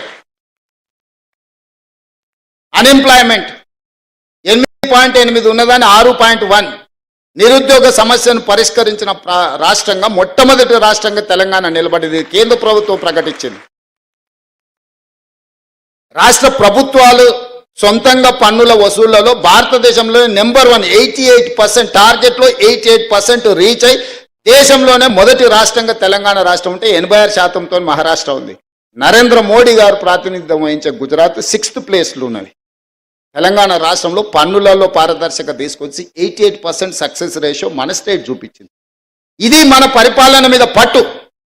ధరల నియంత్రణలో, నిరుద్యోగ సమస్యను పరిష్కరించడంలో, రాష్ట్రం సేకరించాల్సిన పన్నులలో దేశానికే రోల్ మోడల్గా నిలబడి పెద్ద పెద్ద కార్పొరేట్ కంపెనీలను గుజరాత్కు పోకుండా తెలంగాణకు తీసుకొచ్చి తెలంగాణ పరిపాలన మీద పట్టు సాధించిన మేము దేశానికే ఆదర్శంగా నిలబడి తెలంగాణ మోడల్ అని ఈరోజు చెప్పుకుంటున్నాం. ఆయన అంటాడు, మిస్ యూనివర్స్ హైదరాబాద్లో ఎట్లా కండక్ట్ చేస్తారు? ఏంద్రా నాయన నీ బాధ, నీ దుఃఖమేంది? ఏంది అసలు ఆయన ఆవేదన ఏందో, బాధ ఏందో, దుఃఖం ఏందో నాకు అర్థం కాలే. ఒక అద్భుతమైన అవకాశం పర్యాటక రంగానికి ఇది. 140 దేశాలకు సంబంధించిన ప్రతినిధులు అందరూ మన హైదరాబాద్ రాష్ట్రానికి 25-26 రోజులు ఉండబోతారు. మే 7th నుంచి మే 31st వరకు ప్రపంచ దేశాలన్నీ మన నగరంలో, మన ప్రాంతంలో, not only in Hyderabad, Warangal 1000 స్తంభాల గుడి కావచ్చు, రామప్ప గుడి కావచ్చు, పర్యాటక ప్రాంతాలు ఏవేవైతున్నాయో తెలంగాణ రాష్ట్రంలో అన్ని వాళ్ళు పర్యటించబోతున్నారు. తెలంగాణలో ఉన్న ప్రసిద్ధి చెందిన పర్యాటక క్షేత్రాలన్నిటి దగ్గర ఈ ప్రపంచ అందగత్తెలు ముందర అక్కడికి వచ్చి అక్కడ మిస్ వరల్డ్ కాంపిటీషన్స్ మన రాష్ట్ర ప్రభుత్వం నిర్వహించబోతుంది. ఎంత గొప్ప అవకాశము. 72సారి ఇప్పుడు నిర్వహించేది. 72 సార్లలో ఒక్కసారి అమితాబ్ బచ్చన్ ముంబైలో నిర్వహించాడు. 70 సార్లు ఇతర దేశాలలోనే జరిగింది. 72వసారి మన తెలంగాణ రాష్ట్రం ప్రపంచానికి ఆతిథ్యం ఇవ్వబోతుంది. 3000 ఛానల్స్ ప్రపంచం నుంచి మన దగ్గర నెల రోజులు ఉండబోతున్నారు. 3000 ఛానల్స్ అండ్ పేపర్స్ హైదరాబాద్ ఆతిథ్యం ఇవ్వబోతుంది. గ్లోబ్ లో హైదరాబాద్ ఒక ల్యాండ్ మార్క్ కాబోతుంది. అసలు ఇంత మంచి సందర్భం వస్తే నువ్వు అభినందించకపోతే అభినందించకపో, నీ బాధ దుఃఖం రోజు మాట్లాడుతుండు. దానికి ఎట్లా ఖర్చు పెడితే దీనికి ఎట్లా ఖర్చు. మేము దుబారా చెయ్యము. మేము 5-10 కోట్లు 20 కోట్లు ఒకవేళ దీంట్లో ఖర్చు పెడితే ప్రపంచ దేశాల నుంచి వేలాది లక్షలాది మంది ఇక్కడికి వస్తే ఇక్కడ ఉండే hotel industry, food industry, other ఇండస్ట్రీస్లో 100 కోట్ల రూపాయల ఆదాయం తెలంగాణ రాష్ట్రానికి రాబోతుంది. మీరే ఒక గుడికి యాదగిరి గుట్టకు పోతారు. బస్సు ఉచితం ఇచ్చినా మీరు ఉండి లేచింది అనుకోండి, ఆడ ఏదైనా షాపులలో కొనుక్కున్నది అనుకోండి, మీ ట్రాన్స్పోర్ట్ కంటే కూడా 3 అంతలు ఎక్కువ పైసలు ఖర్చు పెడతలేరా? మనం జాతరకు పోతాం, మన పిల్లలు అదిగోని ఇదిగోని అని అంటే మనల్ని ఎవరన్నా ఫ్రీగా తీసుకపోయినా మనం ఆడ ఖర్చు పెట్టొస్తలేమా? Hotel industry, food industry, transportation, ఇన్ని వేల మంది వస్తే ఎన్ని ట్యాక్సీలు నిరుద్యోగ యువకులకు ట్యాక్సీలు నడుపుకో, ఊబర్, ఓలా లాంటి వాటికి ఎంతమందికి పని కలుగుతుంది? ఎన్ని హోటల్స్ నెల రోజులు 100% బుకింగ్ ఉంటాయి. ఇంత ఆదాయం రాష్ట్రానికి రాబోతుంది. ప్రపంచ దేశాలనే హైదరాబాద్ నగరం వైపు చూడబోతున్నాయి. ఇన్ని దేశాలను ఒక దగ్గరికి మనం రప్పించగలిగిన శక్తి సామర్థ్యం నీకుంటే, అమెరికాలో చదివచ్చినావు కదా, 10 ఏళ్లలో ఎందుకు తీసుకురాలేదు? ఫార్ములా ఈ రేస్ అంట. ఫార్ములా ఈ రేస్ ముసుగులో ప్రభుత్వం పైసలు నువ్వు కొల్లగొట్టినావు స్వామి, అందుకోసమనే నువ్వు కేసు ఎదుర్కొంటున్నావు. నీకు నాకు పోలిక లేదు. ప్రజల కోణంలో ప్రజా సమస్యలను పరిష్కరించాలన్న ఆలోచనతో నేనున్నా. ఉద్యమం ముసుగులో మొత్తం ఉన్నదంతా ఊడ్చుకపోదామన్న ఆలోచనలో మీరున్నారు. నీకు నాకున్న తేడా ఇది. ఏ రోజైనా మిమ్మల్ని నా కుటుంబ సభ్యులకి ఇట్లా కలిసి చెప్పడానికి మాట్లాడినారా? మీరు మీరు మీరు ప్రత్యక్ష సాక్షులే కదా, నేనేం కొత్తగా చెప్పాల్సిన పని లేదు కదా. నేను ఎందుకు ఇవన్నీ మీ దగ్గర పంచుకుంటున్నా అంటే, ఇవన్నీ చర్చలు జరగాలి. 10 సంవత్సరాల వాళ్ళ పరిపాలన, మొదటి 6 నెలలు మనకు పార్లమెంట్ ఎన్నికల వరకు మనం పరిపాలన చేసింది. ఇలా తర్వాత 10 నెలలు మనం పరిపాలన చేసింది. 10 నెలల్లో నేను తీసుకున్న నిర్ణయాలను విశ్లేషించండి. విశ్లేషించి మార్కులు ఇవ్వండి. పట్టు వచ్చిందా, పట్టు రాలేదా? పట్టింపు లేకుండా వ్యవహరించిన మీ విధానానికి, పట్టుదలతో నా రాష్ట్రాన్ని పునర్నిర్మించాలన్న మా విధానానికి పట్టు ఉందా లేదా చూడండి. 8 లక్షల కోట్ల రూపాయలు నువ్వు అప్పులు చేస్తే సంవత్సరానికి మన ఈ 15 నెలల 1,53,000 కోట్ల రూపాయలు ఆయన చేసిన అప్పులకు తప్పులకు అసలు మిత్తి కట్టిన నేను. అంటే నెలకు 10,000 కోట్ల రూపాయలు అసలు మిత్తి. 15 నెలల 1,53,000 కోట్లు ఆయన గారు చేసిపోయిన అప్పులకు తప్పులకు నేను లెక్క కట్టిన, పాయమాలు కట్టిన. ఊర్లలో అంటారు కదా, బందర్తో లేరురా పాయమాలు కట్టి చూర్రా అని. సరిగ్గా 15 నెలల 1,53,000 కోట్ల రూపాయలు బ్యాంకులకు నేను, 88,000 కోట్ల అసలు, 64,000 కోట్ల మిత్తి, దాదాపు 1,53,000 కోట్ల రూపాయలు నేను కట్టిన ఈ 15 నెలలు. ఈ 1,53,000 కోట్లు ప్రజలు కట్టిన పన్నులు నా దగ్గరనే ఉంటే 75 లక్షల మంది రైతులకు 2 లక్షల రూపాయల రుణమాఫీ ఒక గంటలో చేసి ఉండేటోని. 30 లక్షల పేదోళ్ళ కుటుంబాలకు 5 లక్షల ప్రకారం 30 లక్షల ఇందిరమ్మ ఇల్లు ఒక్క సంవత్సరంలో కట్టి ఈ రాష్ట్రంలో ఏ పేదోడు కూడా ఇల్లు లేదు అనుకుంటే అందరికి ఇల్లు ఇచ్చి ఉండేటోని. నేను అప్లికేషన్లు తీసుకుంటే నాకు ఇల్లు కావాలని అడిగిన వాళ్ళు 25 లక్షల మంది. ఈ 25 లక్షల మందికి నువ్వు చేసిన అప్పులకు నేను కట్టిన పాయమాలు నా దగ్గర జేబులో ఆ నగదే ఉంటే ఈ రాష్ట్రంలో ఏ పేదోడు కూడా ఇల్లు లేదు అని అనుకుంటే ఇచ్చుండేటోని. ఒక వ్యక్తి, ఒక కుటుంబం చేసిన అప్పులకు మొత్తం తెలంగాణను సర్వం వడ్డీ కడితే కూడా ఇది ఒక్క సంవత్సరంతో తీరేది కాదు.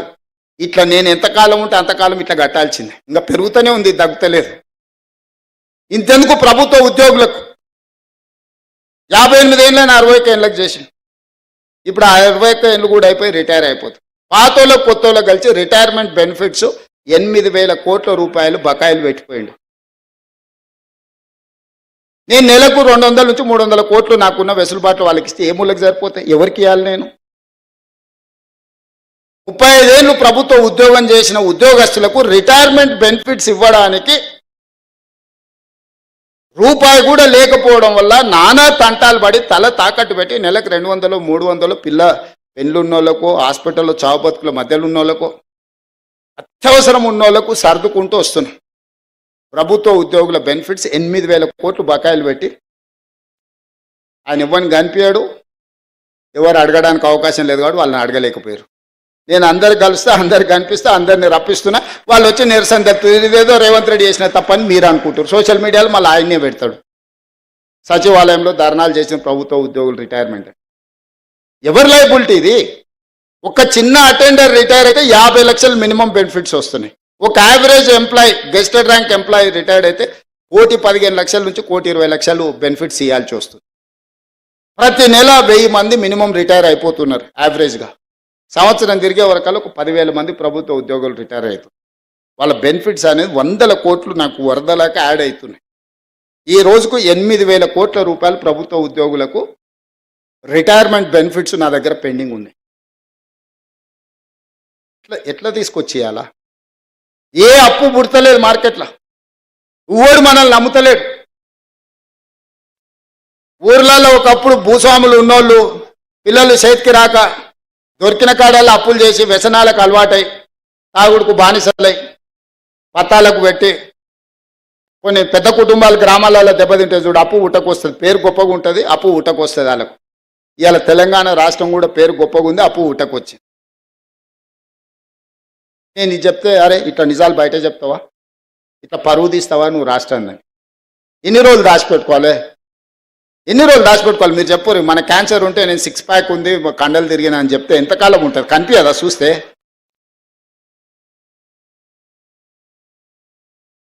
అందుకే ఉన్నది ఉన్నట్టుగా చెప్పి మిమ్మల్నే అడుగుతున్నా, కొంత వెసులుబాటు అంటే నేను కూడా తీసుకుంటా. నేను కొంచెం డెట్ రీస్ట్రక్చర్ చేసుకుంటున్నా, బ్యాంకులలో మిత్తి పర్సంటేజ్ తగ్గించుకుంటున్నా. మిత్తి తగ్గకపోతే 11% రేట్ ఆఫ్ ఇంట్రెస్ట్లో తెచ్చిండే గవర్నమెంట్ ప్రాజెక్టులకు. మీరు రేపు పొద్దుగాల ఎంప్లాయీస్ కాబోతున్నారు. 4% 5% ఇవ్వడానికి వచ్చాడు బ్యాంకులు ఉన్నాయి భూమి మీద. కాకపోతే వాటి మొత్తం డీటెయిల్ ప్రాజెక్ట్ రిపోర్ట్ అడుగుతాను. నువ్వు దేనికి అప్పు అడుగుతున్నావు, ఏం చేస్తావు, ఎట్లా చేస్తావు, ఏం కడతావు, కట్టేదానికి ఎంత ఖర్చు అవుతుంది, ఎస్టిమేట్స్ ఏంది, ప్రాజెక్ట్ రిపోర్ట్ ఇవి, మళ్ళీ వెనక్కి ఎట్లా కడతావు, దీని ఆదాయం ఎట్లొస్తాను మొత్తం పేపర్లు అడుగుతాడు. పక్కాగా అప్పు ఇచ్చేటోడు పక్కాగా పత్రాలు అడుగుతాడు. అవునా? దొంగ కాగితాలు, డూప్లికేట్ కాగితాలు పక్కన పెడితే వాడు ఎంతైనా మిత్తి అంటే తీసుకుంటాడు. ఈయనకి తెలుసు, ఆయనకి తెలుసు, వీడు పారిపోతాడని, వీడు కట్టేది ఎగదొబ్బేదే కదా, నాకేం చేసేది ఉందని. కేవలం వాళ్ళ కమిషన్ల కోసము కాళేశ్వరం మీద 1,50,00,000 కోట్ల రూపాయలు అప్పు తెస్తే it the rate of 11%. Projects reservation కానీ రివర్ రిజర్వేషన్ల వరల్డ్ బ్యాంక్ నుంచి ఏడీపీ బ్యాంకులు 3 to 4% రేట్ ఆఫ్ ఇంట్రెస్ట్ ఇవ్వడానికి సిద్ధంగా ఉంది. జస్ట్ డిపిఆర్ సబ్మిట్ చేస్తే దొంగతనం బయటపడుతుందని అడాక్ బేసిస్ మీద వాళ్ళ దగ్గర లోన్ అప్రూవల్ తీసుకొని 1,50,00,000 కోట్ల రూపాయల అప్పు 10.50 ఆల్మోస్ట్ 11% రేట్లో ఇంట్రెస్ట్లకు తెచ్చి నేను 32 సార్లు ఢిల్లీకి పోయి కాళ్ళ ఏళ్ళబడే అధికారులను దాన్ని డెట్ రీస్ట్రక్చర్ చేపించి 5% 6%కు రీస్ట్రక్చర్ చేయిస్తున్నా. నేను నా ఇంటికి రూపాయి రాదు, ఈ రాష్ట్రానికి ఆదాయం పెరిగితే ఈ ఆదాయాన్ని వెల్ఫేర్ కింద, డెవలప్మెంట్ కింద తిరిగి రాష్ట్రానికే ఖర్చు పెడతా. నేను ప్రతి నెల నాకు ఒక 500 కోట్లు అదనంగా దీంతో డెట్ రీస్ట్రక్చర్ అయితే ఈ 500 కోట్లు రిటైర్డ్ ఎంప్లాయీస్ బెనిఫిట్స్ కోసం వాడతా. ఇట్లా అక్కడక్కడ ఇసుక మాఫియా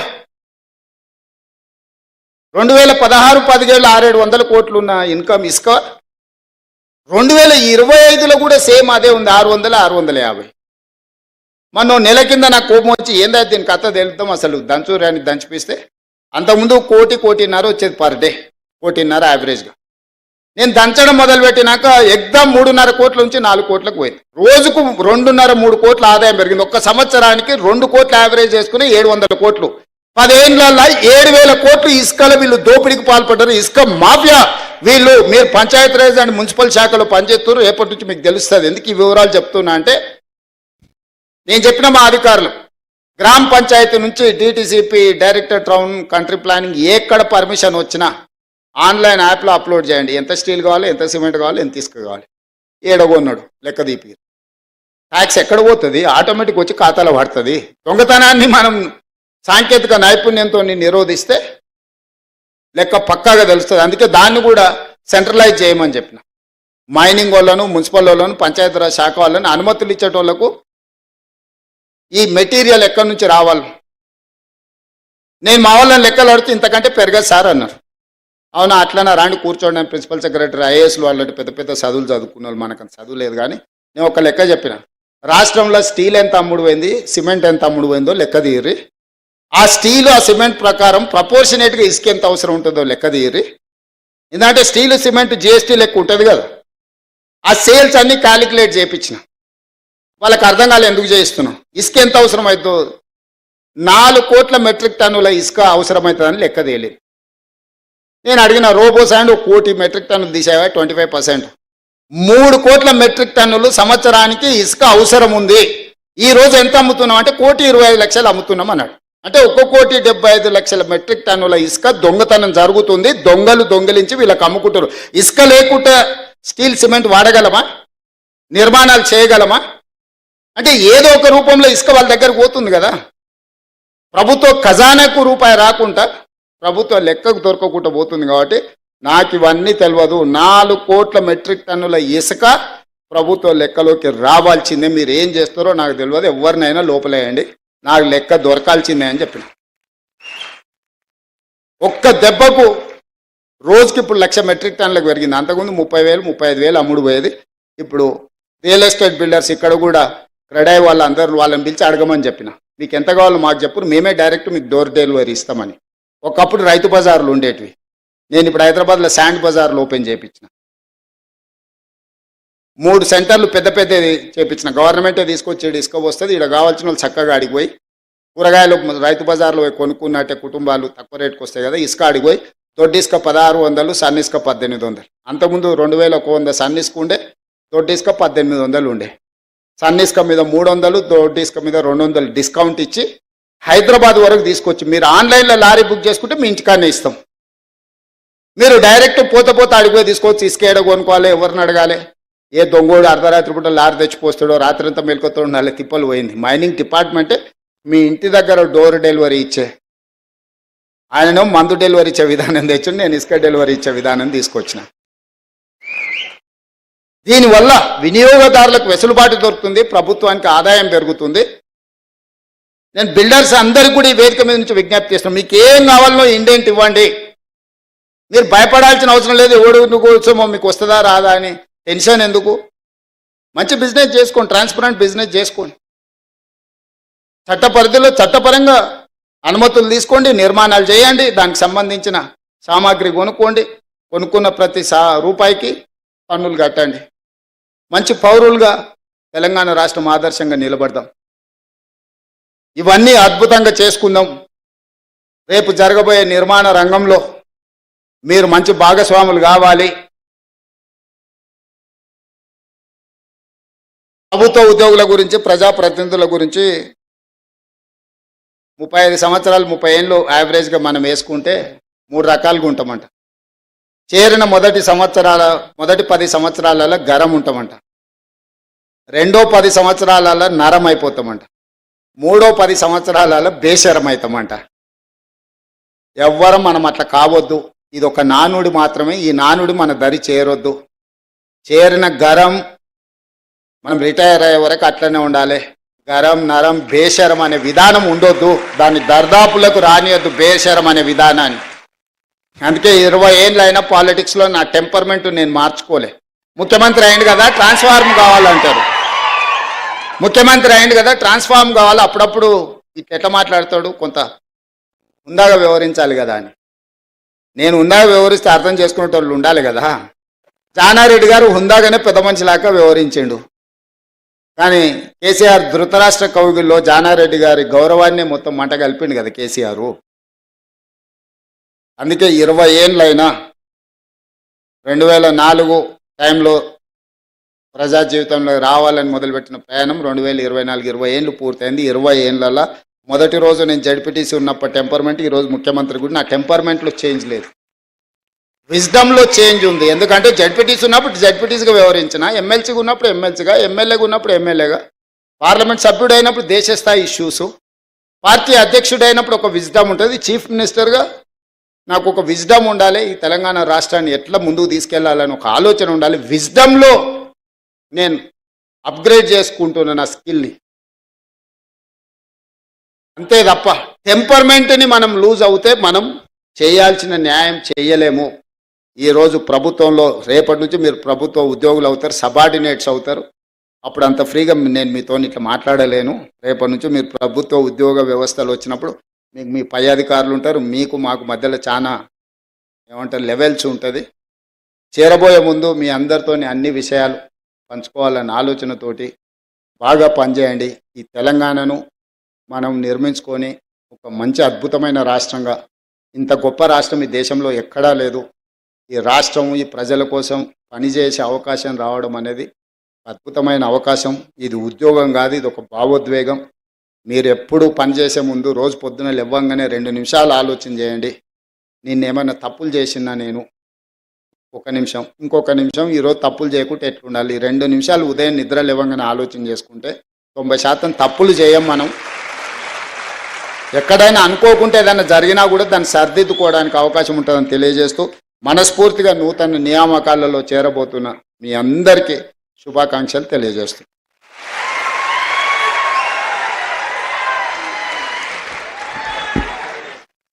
ఆత్మ పరిశీలనతో అభివృద్ధి వ్యక్తిగతంగా కుటుంబ పరంగానే కాదు రాష్ట్ర పరంగా కూడా జరగాలి అని శుభాకాంక్షలు అందించారు.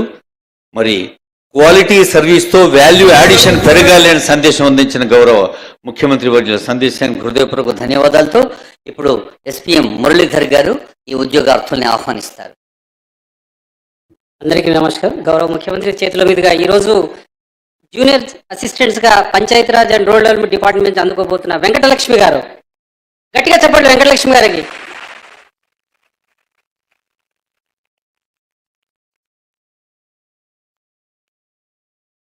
ములుగు జిల్లా నుంచి వచ్చారు వెంకటలక్ష్మి గారు, మారుమూల ములుగు జిల్లా నుంచి. వీళ్ళందరూ కూడా గట్టిగా చప్పట్లు కొట్టాలి. ప్రియాంక గారు మహబూబాబాద్ జిల్లా నుంచి జూనియర్ అసిస్టెంట్గా పంచాయతీరాజ్ గ్రామీణాభివృద్ధి శాఖలో పోస్ట్ అందుకుంటుంది ప్రియాంక గారు. కల్పన గారు ఖమ్మం జిల్లా నుంచి జూనియర్ అసిస్టెంట్గా కల్పన గారు గౌరవ ముఖ్యమంత్రి చేతుల మీదుగా నియామక పత్రాలను అందుకుంటున్నారు. మామిడి సాయికృష్ణ మంచిర్యాల జిల్లా నుంచి, గట్టిగా చెప్పట్లు మామిడి సాయికృష్ణ గారికి జూనియర్ అసిస్టెంట్గా పంచాయతీరాజ్ గ్రామీణాభివృద్ధి శాఖలో అందుకుంటున్నారు. వనగరి భాగ్య పెద్దపల్లి జిల్లా నుంచి, తేజశ్రీ వికారాబాద్ జిల్లా నుంచి జూనియర్ అసిస్టెంట్గా,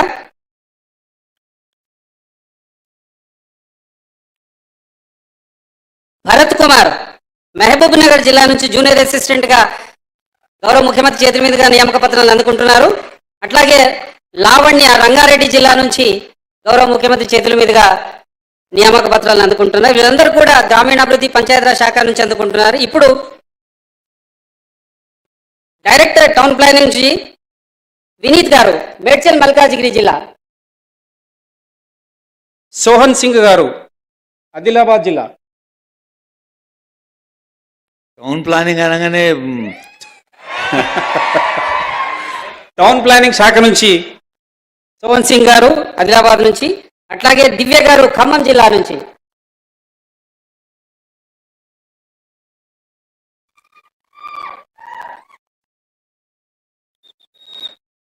దివ్య గారు ఖమ్మం జిల్లా నుంచి. అట్లాగే రాజీవ్ కుమార్ వనపర్తి నుంచి, public and municipal engineering department నుంచి అసిస్టెంట్ ఇంజనీర్గా అందుకుంటున్నారు. సాహితి గారు జగిత్యాల జిల్లా నుంచి వచ్చారు సాహితి గారు. బడావత్ వరుణ్ గారు హన్మకొండ జిల్లా నుంచి మున్సిపల్ అసిస్టెంట్ ఇంజనీర్గా నియామక పత్రాలను అందుకుంటున్నారు. అట్లాగే కుషిత గారు Hanamkonda junior technical officer DTO Kushitha గారు కూడా ముఖ్యమంత్రి చేతుల మీదుగా నియామక పత్రాలు అందుకుంటున్నారు. వీరంతగా public health and municipal engineering శాఖ నుంచి, మిషన్ భగీరథ నుంచి గురుదేవ్ సింగ్ కాస్లా హన్మకొండ నుంచి అసిస్టెంట్ ఇంజనీర్గా నియామక పత్రాన్ని అందుకుంటున్నారు. అట్లాగే ప్రశాంత్ గారు శ్రీకాకుళం జిల్లా నాన్ లోకల్ నుంచి అసిస్టెంట్ ఇంజనీర్గా, శ్రీకాకుళం జిల్లా నుంచి నాన్ లోకల్ నుంచి అసిస్టెంట్ ఇంజనీర్గా మిషన్ భగీరథ కార్యక్రమాలు డిపార్ట్మెంట్ అందుకు. ప్రవీణ్ కుమార్ ఖమ్మం నుంచి జూనియర్ టెక్నికల్ ఆఫీసర్. అట్లాగే పంచాయతీరాజ్ మరియు ఇంజనీరింగ్ డిపార్ట్మెంట్ నుంచి రవిచంద్ర గారు సిద్దిపేట్ అసిస్టెంట్ ఇంజనీర్గా నియామక పత్రాలను అందుకుంటున్నారు. వాళ్ళందరూ కూడా చప్పట్లతో స్వాగతం పలకాలి మనమందరం కూడా. మధుసూదన్ గారు ఆదిలాబాద్ జిల్లా నుంచి అసిస్టెంట్ ఇంజనీర్గా, అట్లాగే Lakshmi Prasanna junior technical officer Nirmal జిల్లా నుంచి గౌరవ ముఖ్యమంత్రి చేతుల మీదుగా నియామక పత్రాలను అందుకుంటున్నారు.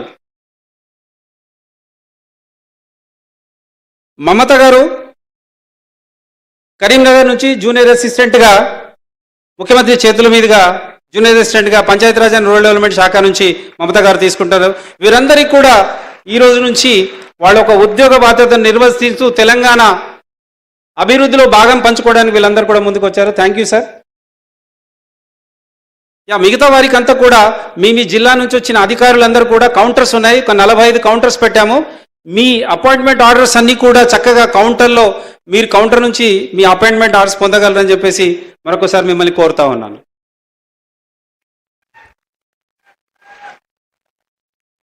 అందరి